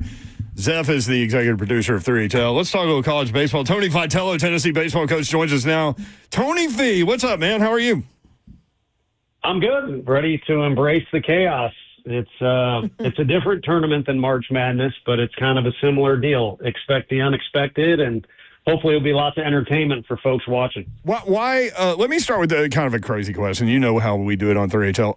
But I brought this question up the other day, and I don't know the answer, so maybe you can help me. If you do your job in the major leagues, you're a manager. If you do your job in college baseball, you're a coach. Why are you a coach and not a manager? That's a great question. Probably because I'm too immature, but that's just my specific case in general. But yeah, titles, verbiage is important. The word you choose is important for sure. And maybe there's a little bit to it that for us, we're supposed to be molding young men and molding habits for these kids that are still, trust me, they are still developing as human beings and as players. And as a coach, you know, Joe Torre, he was in St. Louis for a while and he did a good job, but he did a lot better of a job when he was the Yankees coach and had that huge payroll and a lot of good players. His main thing there, you know, I kind of say it facetiously, but at the same time, he did such a good job just managing those egos and managing the media in New York. So I think the title is fitting, but also it's probably just a tradition that kind of stuck. A tradition unlike any other.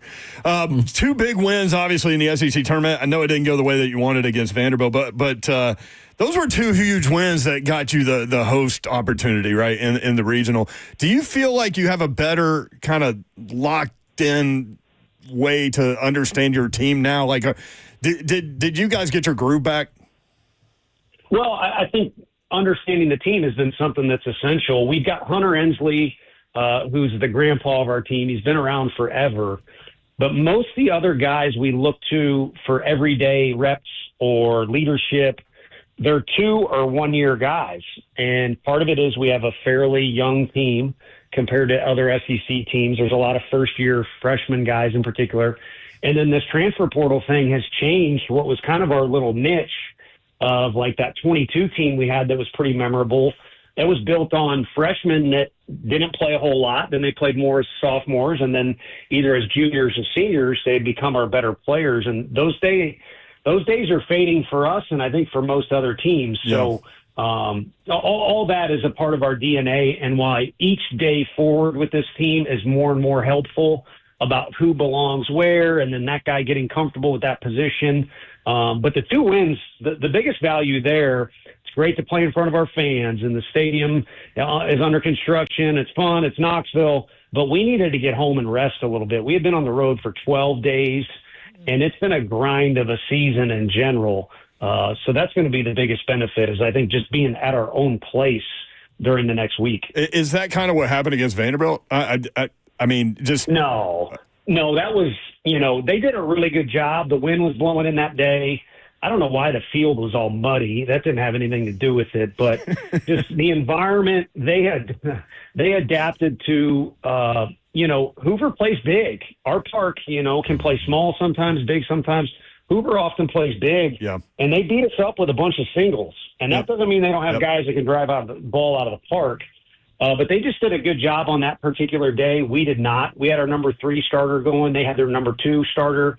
And then, Fennell is kind of that's a whole, you'd have to have me on the air another time to talk about the guy they brought in out of the pen. So they just beat us. And, obviously went on to win the thing, and that benefited them with their seed. For so sure.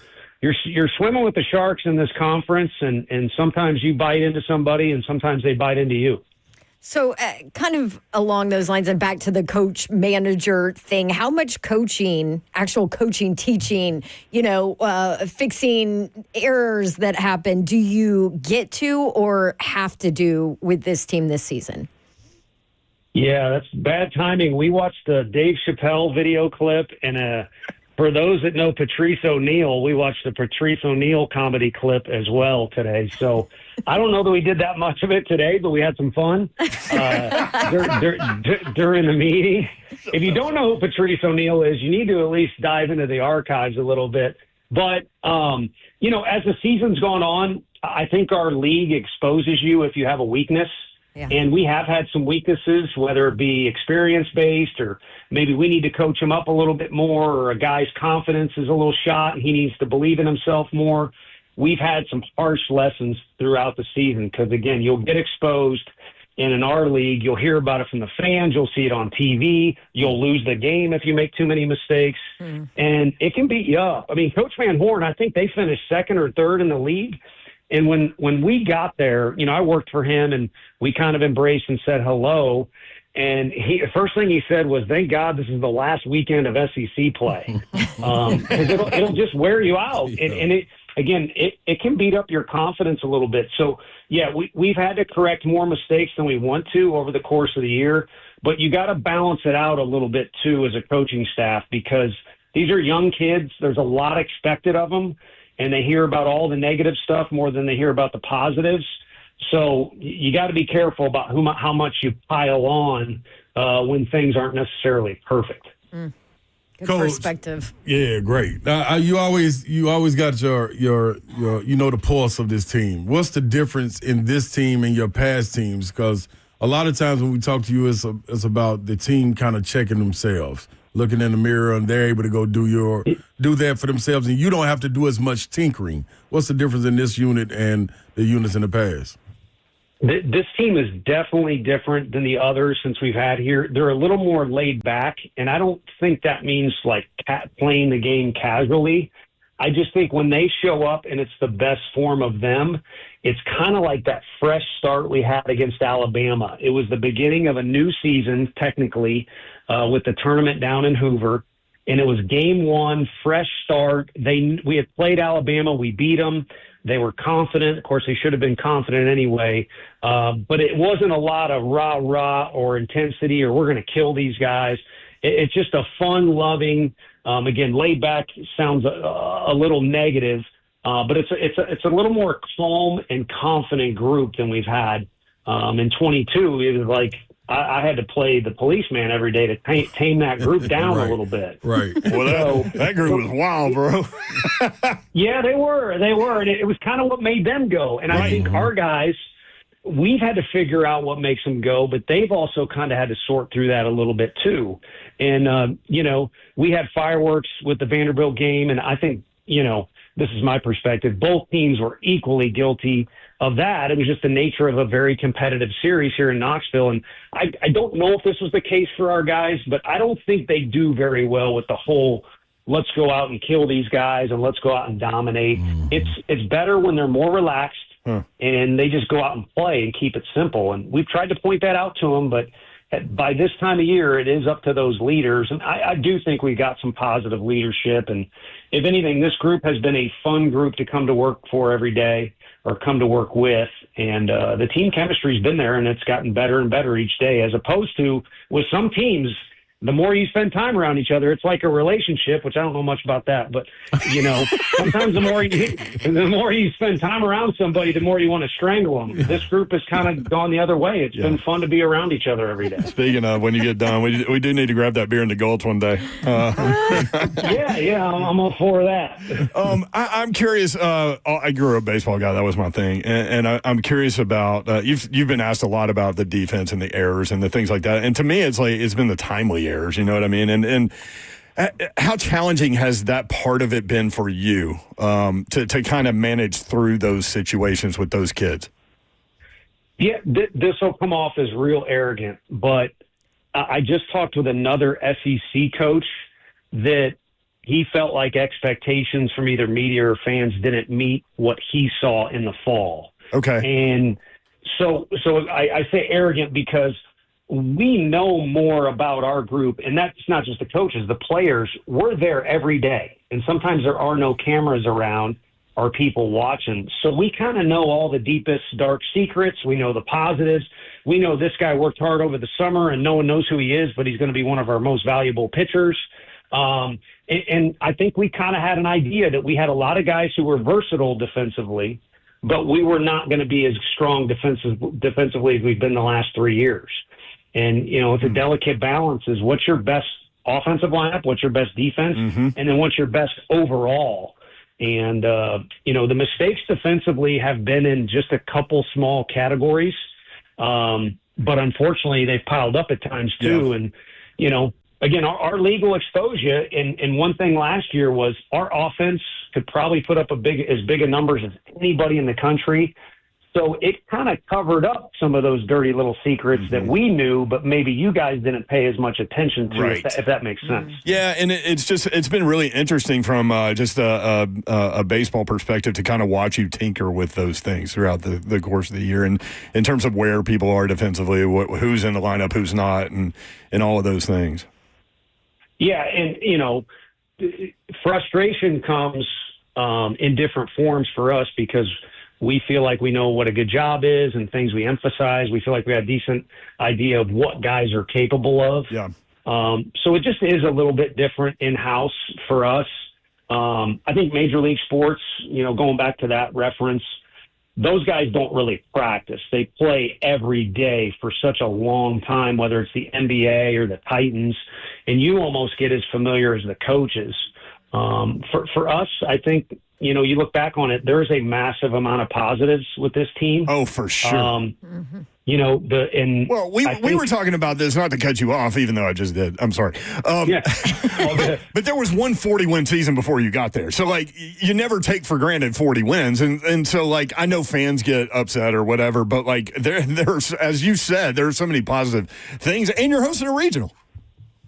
No, we are, and I think it's a great time to be a Vol fan. I mean, you'd like to beat Ohio State, but you know how many teams just wish for a week they could be in the college football playoff discussion and have the opportunity to take your family to that game and see the, and then I could go on with men's basketball, and of course softball just loaded up the bus today to go to their World Series. So there are a lot of positives, and for this team in particular, I don't want to break them all down for you, but if you look at the past national champions for the last 6 or 7 years, we've had the best season out of anybody. Now, Vanderbilt, they got cut off because of COVID in 20. They won it in 19.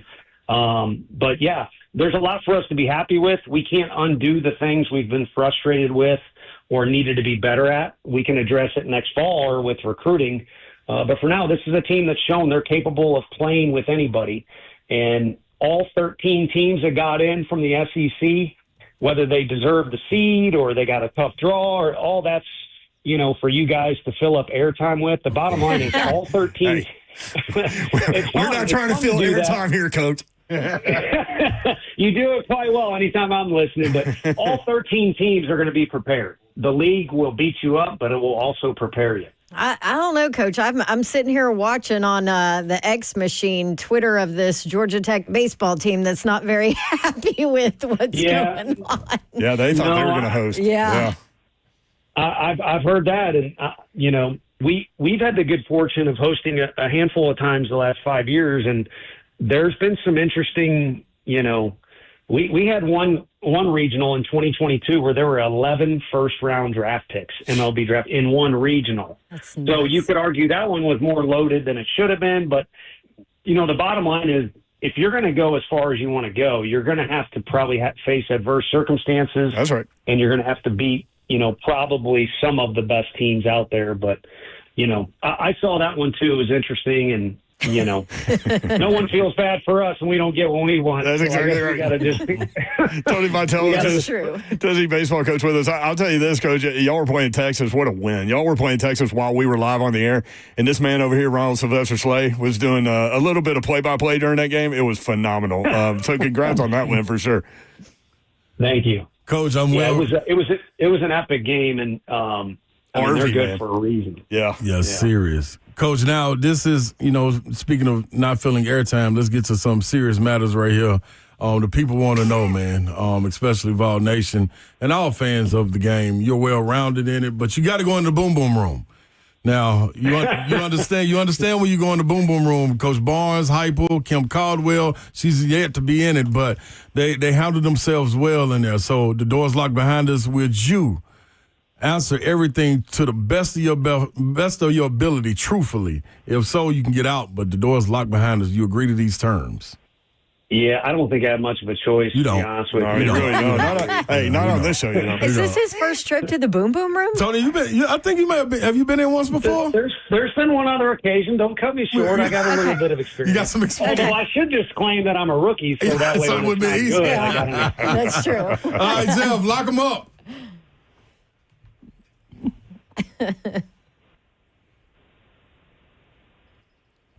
All right, Coach Tony Vitello walking into the boom boom room. We're going to make some quick hitters real quick for you. Let's make this real simple, real easy for you. You're well-rounded in the game, knowing games outside of just baseball. Give me Aaron Combs or Arvidsson fired up versus Texas. Which one you putting on the mound? Oh, man. I think Mr. Arvidsson.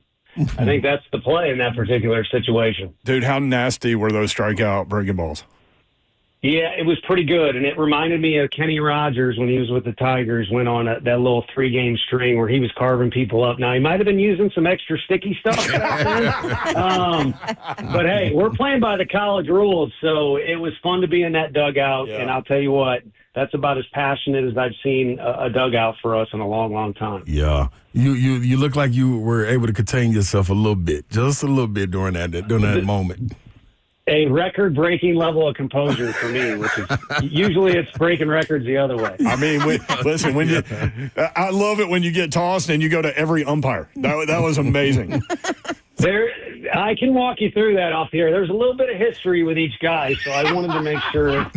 And I'll tell you what, I had one buddy criticize me for being too quick at each pit stop, but I had to. You don't want to get the suspension after the ejection. You want to keep it at just the ejection.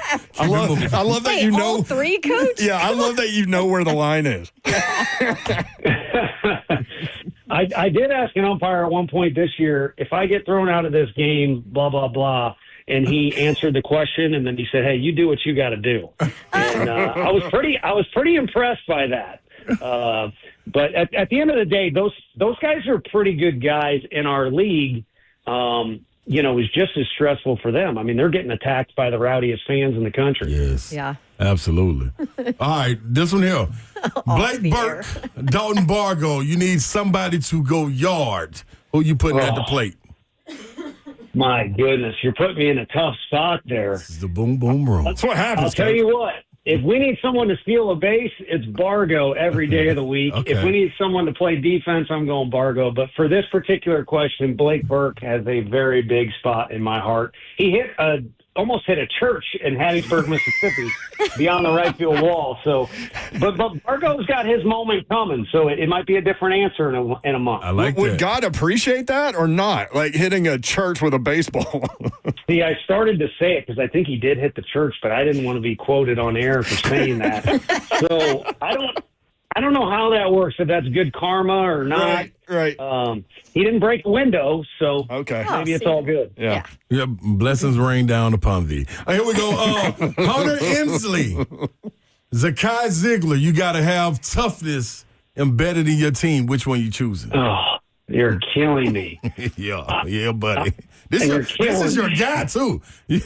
I've never seen you wear another basketball player's shirt outside of Zakai. Yeah, I know. You know where we really went wrong with the Auburn series was Zakai was throwing out the first pitch on Friday, and it got rained out. And that rained out our karma for that weekend as well. See, I got to go with Hunter Ensley. Like I said, he's a grandpa. I think I've known him for 5 more years than I've known Z.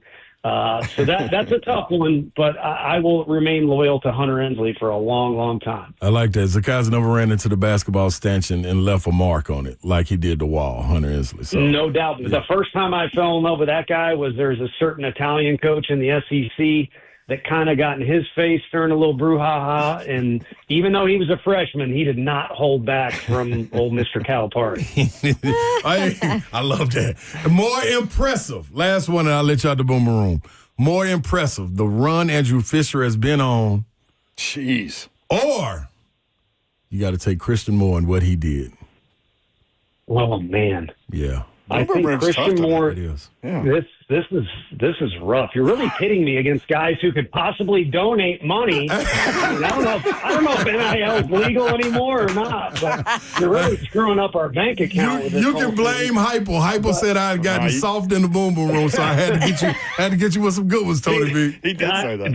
These are flip a coiners. But SEMO, I've never seen a baseball guy be able to take over a game the way a basketball guy would, because it's harder to do that. Yes. And so freakish for him to do that when he did. But if you're just going overall run, Fisher's run the entire year has been a get-on-base festival, and he's completely evolved as a hitter rather than just being a guy that tries to launch at 500 feet every pitch. He's put a whole season together of just team-orientated at-bats, and it's been very impressive. So I'm glad we got to hang around Fish for a year.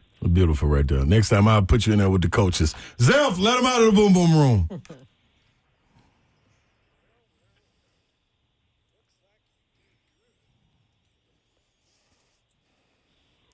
Tony Vitello with us. So Brandon, Coach. Yeah, Brandon on YouTube said that home run went 479, longest in regional history. Jeez. Roger says, as a pastor, I can say it depends on the church. We won't go there. I do have a question about Arvidsson with the way that he pitched. 9 strikeouts with the 16 outs he got. That strikeout rate's ridiculous. But are you contemplating starting him again? We just met with the team today, and we said expect to be. It's kind of like our regional assignment, whether they would have put us on the road. 23 was a tough one to go on the road twice when we thought we could have been at home both times. We get Wright State, a 4 seed in 2021 that had the best offense in the country. Just kind of like Khabib said to McGregor when they were talking smack back and forth, send me the location. Tell me what my assignment is, and I'll go do it. And you have to have that attitude as an individual, too, because in the playoffs, someone is almost always asked to do something they haven't done yet. Now, I will say this about Arv. He started in junior college. He started a bunch for us in scrimmages. It's certainly a possibility. Okay. I'm just really excited that he's started to blossom into the pitcher that a lot of scouts thought he could be. He just needed reps. He redshirted as a freshman. Last year's at a JUCO, so it's not the same level of competition. And he's getting better and better every day. And I think that was kind of the perfect storm, him pitching against his old coach and, of course, the team that he had originally signed with. But, yeah, we trust him in about any situation. So it's not out of the realm of possibility, but being overly honest, we haven't slated it that way. We're kind of just looking at game one with Liam Doyle. It's interesting watching that Texas matchup. You could actually see hitters trying to stay away from the two-strike breaking ball. It was that good. There was a high fastball that a guy lefty grounded out to second, and in my head in the moment I'm like, he only swung at that because he knew what was coming next. There's a good chance. I mean, they have a really good approach. They're very talented, but I don't know that they're way above Vanderbilt or Arkansas. It's just they've got toughness and they have a good plan on offense. So to me, it made it even more impressive just that he did it over the amount of innings he did, where he just kept them, off balance and out of rhythm. Tennessee, Wake Forest, Cincinnati, and Miami of Ohio. Vols and Miami of Ohio Friday at 5 o'clock Central. 13 of the 16 SEC teams are in the regionals, to your point about the Shark comment. Good luck, man. Really appreciate the conversation as always. Thank you, brother. Yeah, thank you guys. The nickname of my first car was the Shark. It was the White Shark, but we'll talk about that one next time. I got some good stories for you. The White Shark. All That's right. some extra boom boom material right there. I like it. Well, it was a station wagon, so I think it was more fun with the buddies as opposed to. I had We need pictures. I had a Chevrolet Celebrity that was silver. We called it the Silver Bullet. Won't slow you down. Oh, geez. Yeah, exactly. Hopefully, you weren't drinking silver bullets. While you No, were driving. dude, no. Come on. Okay. Good. Hey, this is a family show, Tony V. I ruined that about 15 minutes ago. Hey, See you, Brent man. ruined that when he started the See you, show. man. Good luck this weekend. Appreciate Thanks, you. Tony. Okay, thank you. I'll take care. All right, Thanks, Tony Coach. Vitello. How good is he, dude? Jeez. All right, we He's are so honest. way late for about. Well, he said so much there. So much. I mean, just honest. We'll be right back. 3HL.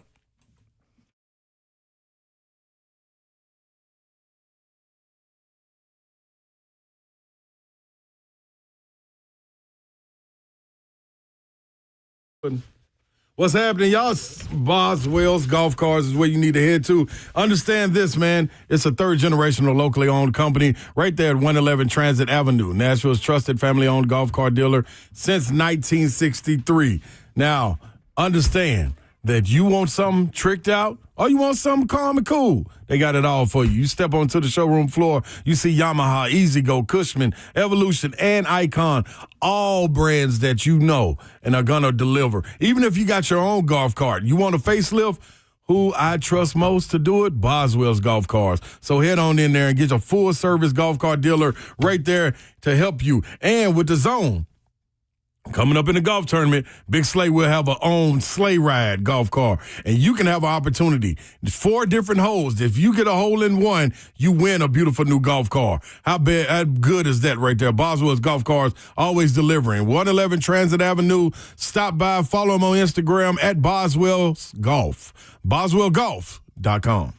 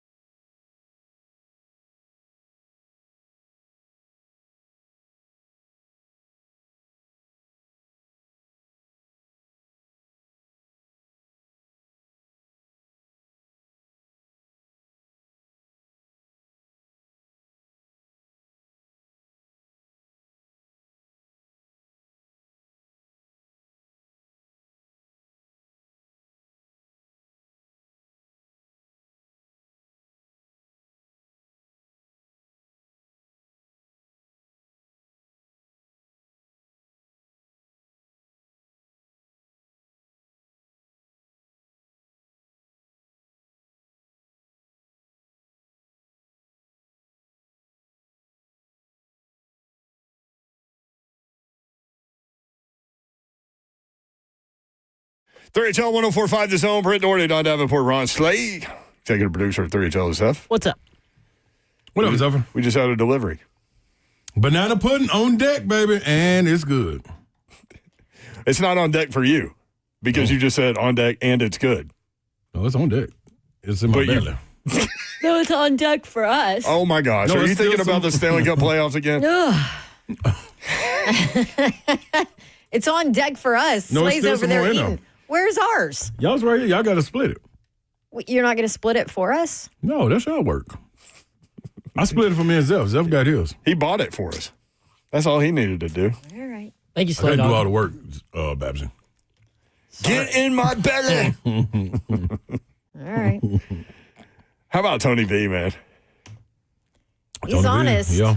That's what he ain't going to miss words. He ain't going to miss words. That's one thing And he about has a it. good time. You know what I mean? Like, I mean, coming from where he comes from, like grinding and in a sense self-made, you kind of got to stay true to what they did a really good piece on him on the SEC Network. I saw part of it, but his dad was a big baseball guy, so he came up doing that. And his dad was always concerned when he was coaching baseball teams that people were going to think that his kid was getting preferential treatment, so he kind of went the opposite way with it. So Tony V really had to fight. Absolutely. You know what I mean? Yeah. So that was good. Tim Corbin coming up tomorrow, and he'll be equally good, just different personality type. Same, but honest. Yeah. Did the same thing. Pure baseball coach. The stuff he said about wearing the military uniforms. Yeah, that was dope. Was incredible. I'm so glad. Like he has said that to us. He said that to everybody before, but I was glad because of Memorial Day weekend that went everywhere on the internet. Yeah. And Peter Burns did a good job with that too. Regionals coming up. Vandy hosts Wright State Friday at 5:00. Vanderbilt at 42-16. Wright State 38-19. Over there at Hawkins Field, and Tim Corbin will join us tomorrow. Do you have a time on that yet, Zep Dog? He will be on at 5:20. 5:20. All right, you can watch our live YouTube, Facebook Live, Twitter, and Twitch. Twitch, please. So somebody was talking about Texas's alleged $40 million college football payroll. How'd that go? Sarkisian had something to say about that. Uh-oh. Yeah, he was on College Sports on SiriusXM with Peter Burns, Chris Doering, Jacob Hester, and he was asked about that $40 million roster, and this was his response. What was frustrating on that was it was a little bit of irresponsible reporting, right? It was one anonymous source said that that's what our roster was. I wish I had $40 million on our roster. We'd probably be a little bit better team than we are. But you know, the idea to think that a lot of other schools aren't spending money to get players. I mean, it's the state of college football right now. It is what it is. And hey, we're fortunate. Don't get me wrong. We've got great support. Christo Connie, our athletic director, does a fantastic job and on our donors. And hey, people are excited. And we've been to the CFP 2 years in a row. And we've had, 20-something guys drafted the last 2 years. So it's been great. It's been a great run. I wish I had about another $15 million or so, though. I might have a little better roster, but so get two or three fullbacks for $15 million. What's crazy about this day and age that you guys operate in, and I've watched this for 25 years now. This whole like the evolution of Twitter and social media and podcast. One guy writes an article from an anonymous source that says that's what our roster is. Mm-hmm. Everybody ran with it. And I'm talking real publications ran with it. And it was like, that's what's going on at Texas. Nobody asked me one question. Like, okay, sure. But if that's what you think, that's fine. If that's the narrative you want to paint for our team, that's fine. Whatever. Okay. By the way, he said an extra $15 million, so 40 minus 15. Pretty easy to do Does the math that there, mean right? that's what they have? Looking at 25? Looking at 25 mil, because that's pretty high. What did Ohio State play with last year? A $20 million roster? Yeah. I mean, that's I think a national championship roster right there. He did two things right there. He told you what he was working with, but he also asked for $15 more million. Right. You know what I mean? Yeah. Needless something. Like, hey guys, listen, they already think we have it. Yeah. Why not go get it? Let's see what that will Let's be. make that happen. From Circa Sports, SEC football over/under win totals. So these various gambling sites do these things, and Circa Sports just came out with them. In the SEC, there are 3 teams at 9.5 wins. So over/under total 9.5 wins. 3 teams are Georgia, Alabama, and Texas. Yep. Okay. Not a surprise, right? 3 teams are at 8.5 wins. Tennessee, Ole Miss, and LSU. So that's. I don't know what to think about Tennessee. I mean, you else. don't know until you figure out quarterback, but I Right. think it does kind of go back to what Slay's talking about, where the system is what the system is Yeah. on some level. Okay. So right now, Mayor, Slay, Zeph, would you go over or under for Tennessee? I would go over. What's the over under? 8.5. 8.5. Yeah, I got him a 9. I'll give him 9. I think 9. Zeph? I think 9's a solid. Okay. So that's 6 of the 10, SEC. I'm scared of. 10, yeah. Yeah. 6 of the SEC. 10, you need something special to happen at quarterback. Right. You know what I mean? That maybe we just don't see at this point. I also Because you don't. just don't know. I also don't think they know who their quarterback is. And Chris Lowe told us 2 weeks ago he anticipates him playing too. So we'll see.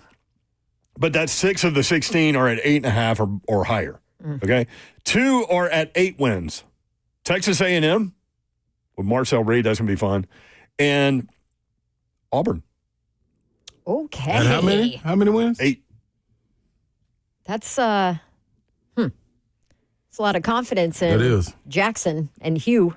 That is. I mean, That sounds like a law firm. we've been talking about that. That's kind of bubbling. Like that conversation's kind of bubbling around the league underneath the surface a little bit. That Jackson Arnold does fit that system really well. So we'll see. I mean, he lost all of his confidence at Oklahoma during that Tennessee game and really just never got it back, right? Like, so how much of that was ability? How much of that was matching that offense to him? How much of that was confidence? I'll say this. I don't think there's anybody better to get your offensive confidence back than a Hugh Freeze system. Right. Talking about scheme and system and all that. There you go. Yep. Those little wide receiver screen routes and all that stuff. Looking at Tennessee's, I was looking at Tennessee's schedule because I want to know what those flip games are that could be the ones. I mean, they have to beat Syracuse number 1 to get to 9. Syracuse right off the bat is the flip game. Yeah. And then the other one is, I guess, Vanderbilt. Would you consider that a flip game? If Vanderbilt builds on to what they did last year? I mean, I guess you have to. For sure. Yeah. Definitely. Ball and Ali in here, doubling down. Slay Dog Vandy will have more wins than the Vols this year. Good thing we already got our bet, so it don't even matter. Like, what are you talking about? Like, I screenshot it. You think he but- forgets that? No, I screenshot it. He can't Where's forget it. Vandy? I'll get there. Okay. So two teams at 8 wins, Texas A&M and Auburn. 3 are at 7.5. Over under win totals from Circa. 3 are at 7.5. South Carolina, Missouri, and Florida with DJ Lagway. How many? If Napier gets more than 7.5 wins, he's good to continue to go. And a lot of bless you. A lot of people, Chris Lowe included, are just in love with DJ Lagway in 2025. So those are 7.5 win teams. Florida, Missouri, South Carolina. Oklahoma is right on 7. So that means 12 SEC teams are at 7 wins or higher going into the season, according to Circa Sports. Arkansas and Vanderbilt are at 5.5. So remember, Vanderbilt was 4.5. It's gone up a tick to 5.5, according to Circa. Kentucky is at 4.5. This may be tough on Mark Stoops this year. And then Mississippi State. I mean, if they don't win this year, he's in big trouble, right? Yes, Mississippi State at 3.5. I feel like when Mike Leach passed away, you can't be ready for that, but like we all talk to athletics directors that say you always have to have, 4 or 5 guys in a file that you're calling immediately if something happens and something tragic happened. And I think they're still trying to recover, Yeah. Mm-hmm. Agreed. Yeah. So tough times down there in Starkville. Out of the Power 4 highest win totals, there are 2 teams at 10.5. That's Ohio State and Oregon. 2 teams at 10, Penn State and Notre Dame. 9.5 wins, Alabama, Clemson, Georgia, and Texas. It's funny, I saw Ryan Williams the other day say that Bama had not won fewer than 10 games since he'd been alive until last year. And then DeBoer said, I would love for some of these playoff teams to have played our schedule, which is what SEC guy does.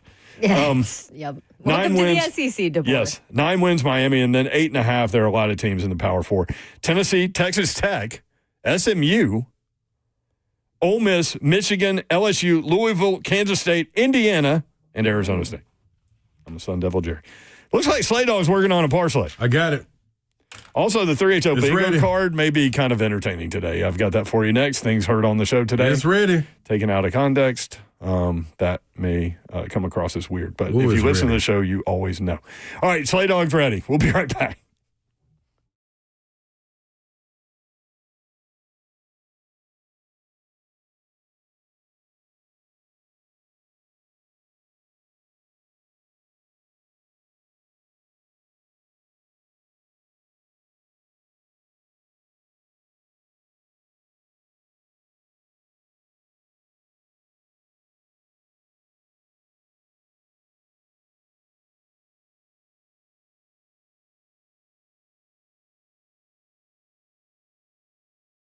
I want to tell you about a cool company and a cool concept, eSpaces. Check them out online, eSpaces.com. They are redefining co-working with exceptional offices for every business. They've got 15 Middle Tennessee locations when they get these two open. One coming in July in Cool Springs at Corporate Center, another in Brentwood at City Park. So that will be 15. You can check out where they are, eSpaces.com. Maybe the office situation isn't productive for you. Maybe working at home isn't productive for you. This is an opportunity for you with eSpaces.com. And they've got private offices. They have team suites. They have meeting rooms that are fully equipped. You can have meetings there, 24/7 access. They have flexible terms in terms of what you're looking for. And maybe you need something short-term, like a daily thing. Maybe you need something a little bit more longer-term. They've got beautiful professional spaces that are move-in ready. Whether you're scaling up or just getting started, eSpaces provides flexibility without compromise. You want to check it out? Like you do. Tours are available now. Reserve your space early or simply check them out online. eSpaces.com. That's eSpaces.com. eSpaces.com. All right, you know, we love our local sports around Middle Tennessee. Well, the local team, Legacy Group at UBS Financial Services in Franklin, has always been a strong supporter of local sports and of women and girls in sports. So every Tuesday, we give a nice shout out to some local girls sporting events and teams. And today, a congrats to the 2025 softball state champions. Eagleville, Liberty Creek, Gibbs, Walker Valley, DCA, and Chattanooga Christian. Congrats to all of the softball TSSAA state champions. All of this brought to you by the Legacy Group at UBS Financial Services in Franklin, Tennessee. If you have $1 million or more to invest and you want to do that with a local team, you should call financial advisors Jim Candela, Brent Thompson, David Reynolds, or Robert Reynolds at 615-721-4921. See if they can help you achieve your financial goals. That's 721-4921. For their client relationship summary disclosures, visit ubs.com/relationship summary. UBS Financial Services Incorporated, member FINRA/SIPC.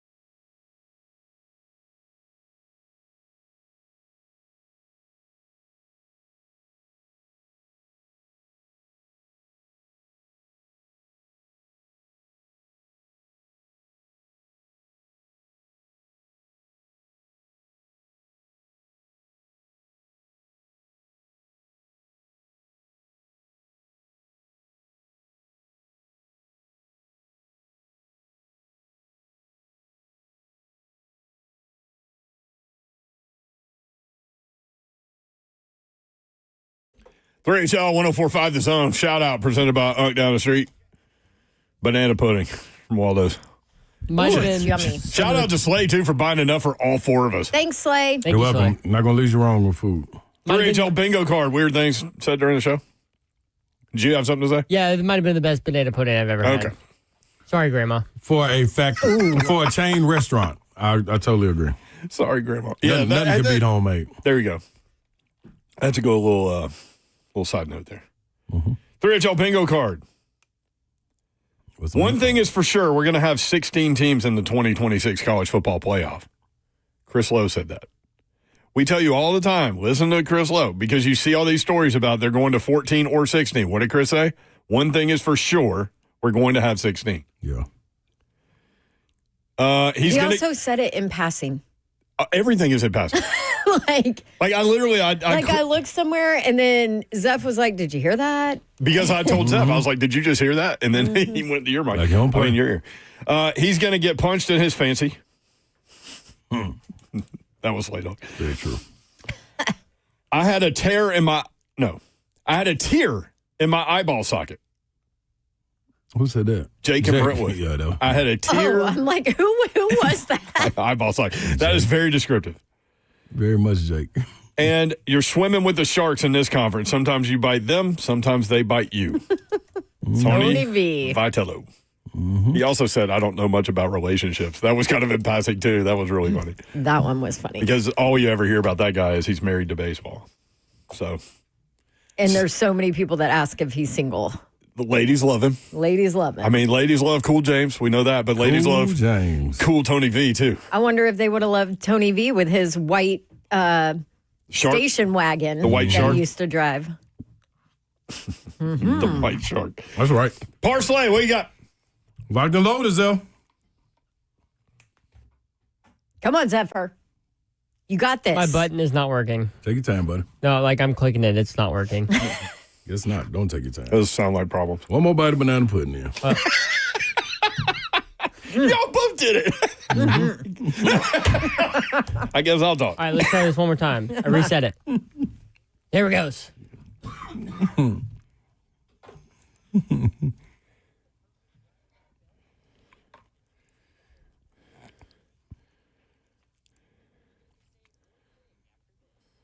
Bring me my money. So we literally, during the break, I said, man, this show's been on point. And Babs goes, except for hitting break times, Babs always has something to say. So I said, hey, Babs, you don't necessarily throw a perfect game, but you can throw a no-hitter. Okay. What you got, Slay Dog? I'm ready. Wait. We always start with this question. How many legs to this parlay? That was my first question. I got two of them. Both 9 legs. What? 18-leg parsley. Oh, come on. All right. Which one you want? Hey, first one or the second? listen, You said 18? 9. No. two 19 Two playoffs. separate 9. But here's the thing about Slay Dog. He hit one last week. He hit one the week before.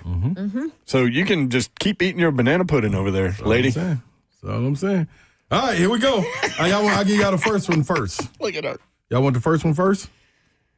I know you don't care, Babsy, but the first one is OG Anunoby over 14.5 points. Karl Anthony Towns, 15 or more points. Mitchell Robinson, over 5.5 points. OG Anunoby, over 1.5 threes made. Karl Anthony Towns, 2 plus made threes. What would you call him at work? Tyrese Halliburton, Wait, points, who was the last rebound, and one? assists. Who was the last one? Cat? 2 plus made threes. Okay, sorry. Tyrese Halliburton, points plus rebounds plus assists, over 34.5. Woo. He had 33 the other night. Josh Hart, 6 plus rebounds. I like him. Jalen Brunson, 25 plus points. TJ McConnell, over 11.5 points plus assists. Now the second one, You got to go fast on this one. Was all the way. This is the Moses one. This The one, first yeah. one was your favorite. No, this second one is my favorite. Okay. All the way to Josh Hart, 6+ rebounds. Like what I just gave you, so I ain't got to read all of them. Over 14.5 for Anunoby, 15+ points for Towns. Mitchell Robinson, over 5.5 points. Anunoby, 1.5 threes. Cat, 2+ made threes. Josh Hart, 6+ rebounds. Now here come the little alteration. Jalen Brunson, 25+ points. Tyrese Halliburton, 15+ points. Tyrese Halliburton plus 6 assists. So add them to the ones I gave you first, all the way down to Josh Hart. That's easy. I mean, you could do an 18 leg parlay. No, because I'm what I'm iffy on is how much time T.J. McConnell is going to get to play, and if Josh Hart gets in foul troubles, does it hurt his rebounds? Love it, Slay Dog. All right, we're back at it tomorrow. Tim Corbin will join the show. Appreciate you. If you missed Tony Vitello, definitely find that on the internet. Download, rate, review, subscribe. Get the 3HL podcast, and it'll be there. Get that done. Appreciate you guys including us in your day. We do not take that for granted, nor do we take that lightly. We'll be back at it tomorrow. I'll be in with Ramon tomorrow from 6 till 10 in the morning, so tune in there as always, and listen to Zone all damn day. We'll be back at it, as I said. Good night. God bless. See ya. Wouldn't want to be you unless you were getting a shout out. Shout out to the good people over there, Waldo's delivering the banana pudding.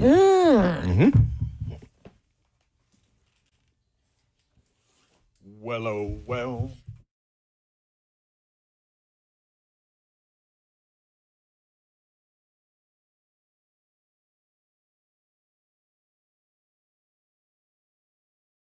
Two Rivers Ford announces employee pricing for everyone. Every tradesman, every dad, every rising star. You pay what we pay. Two Rivers Ford. Locally owned. American made.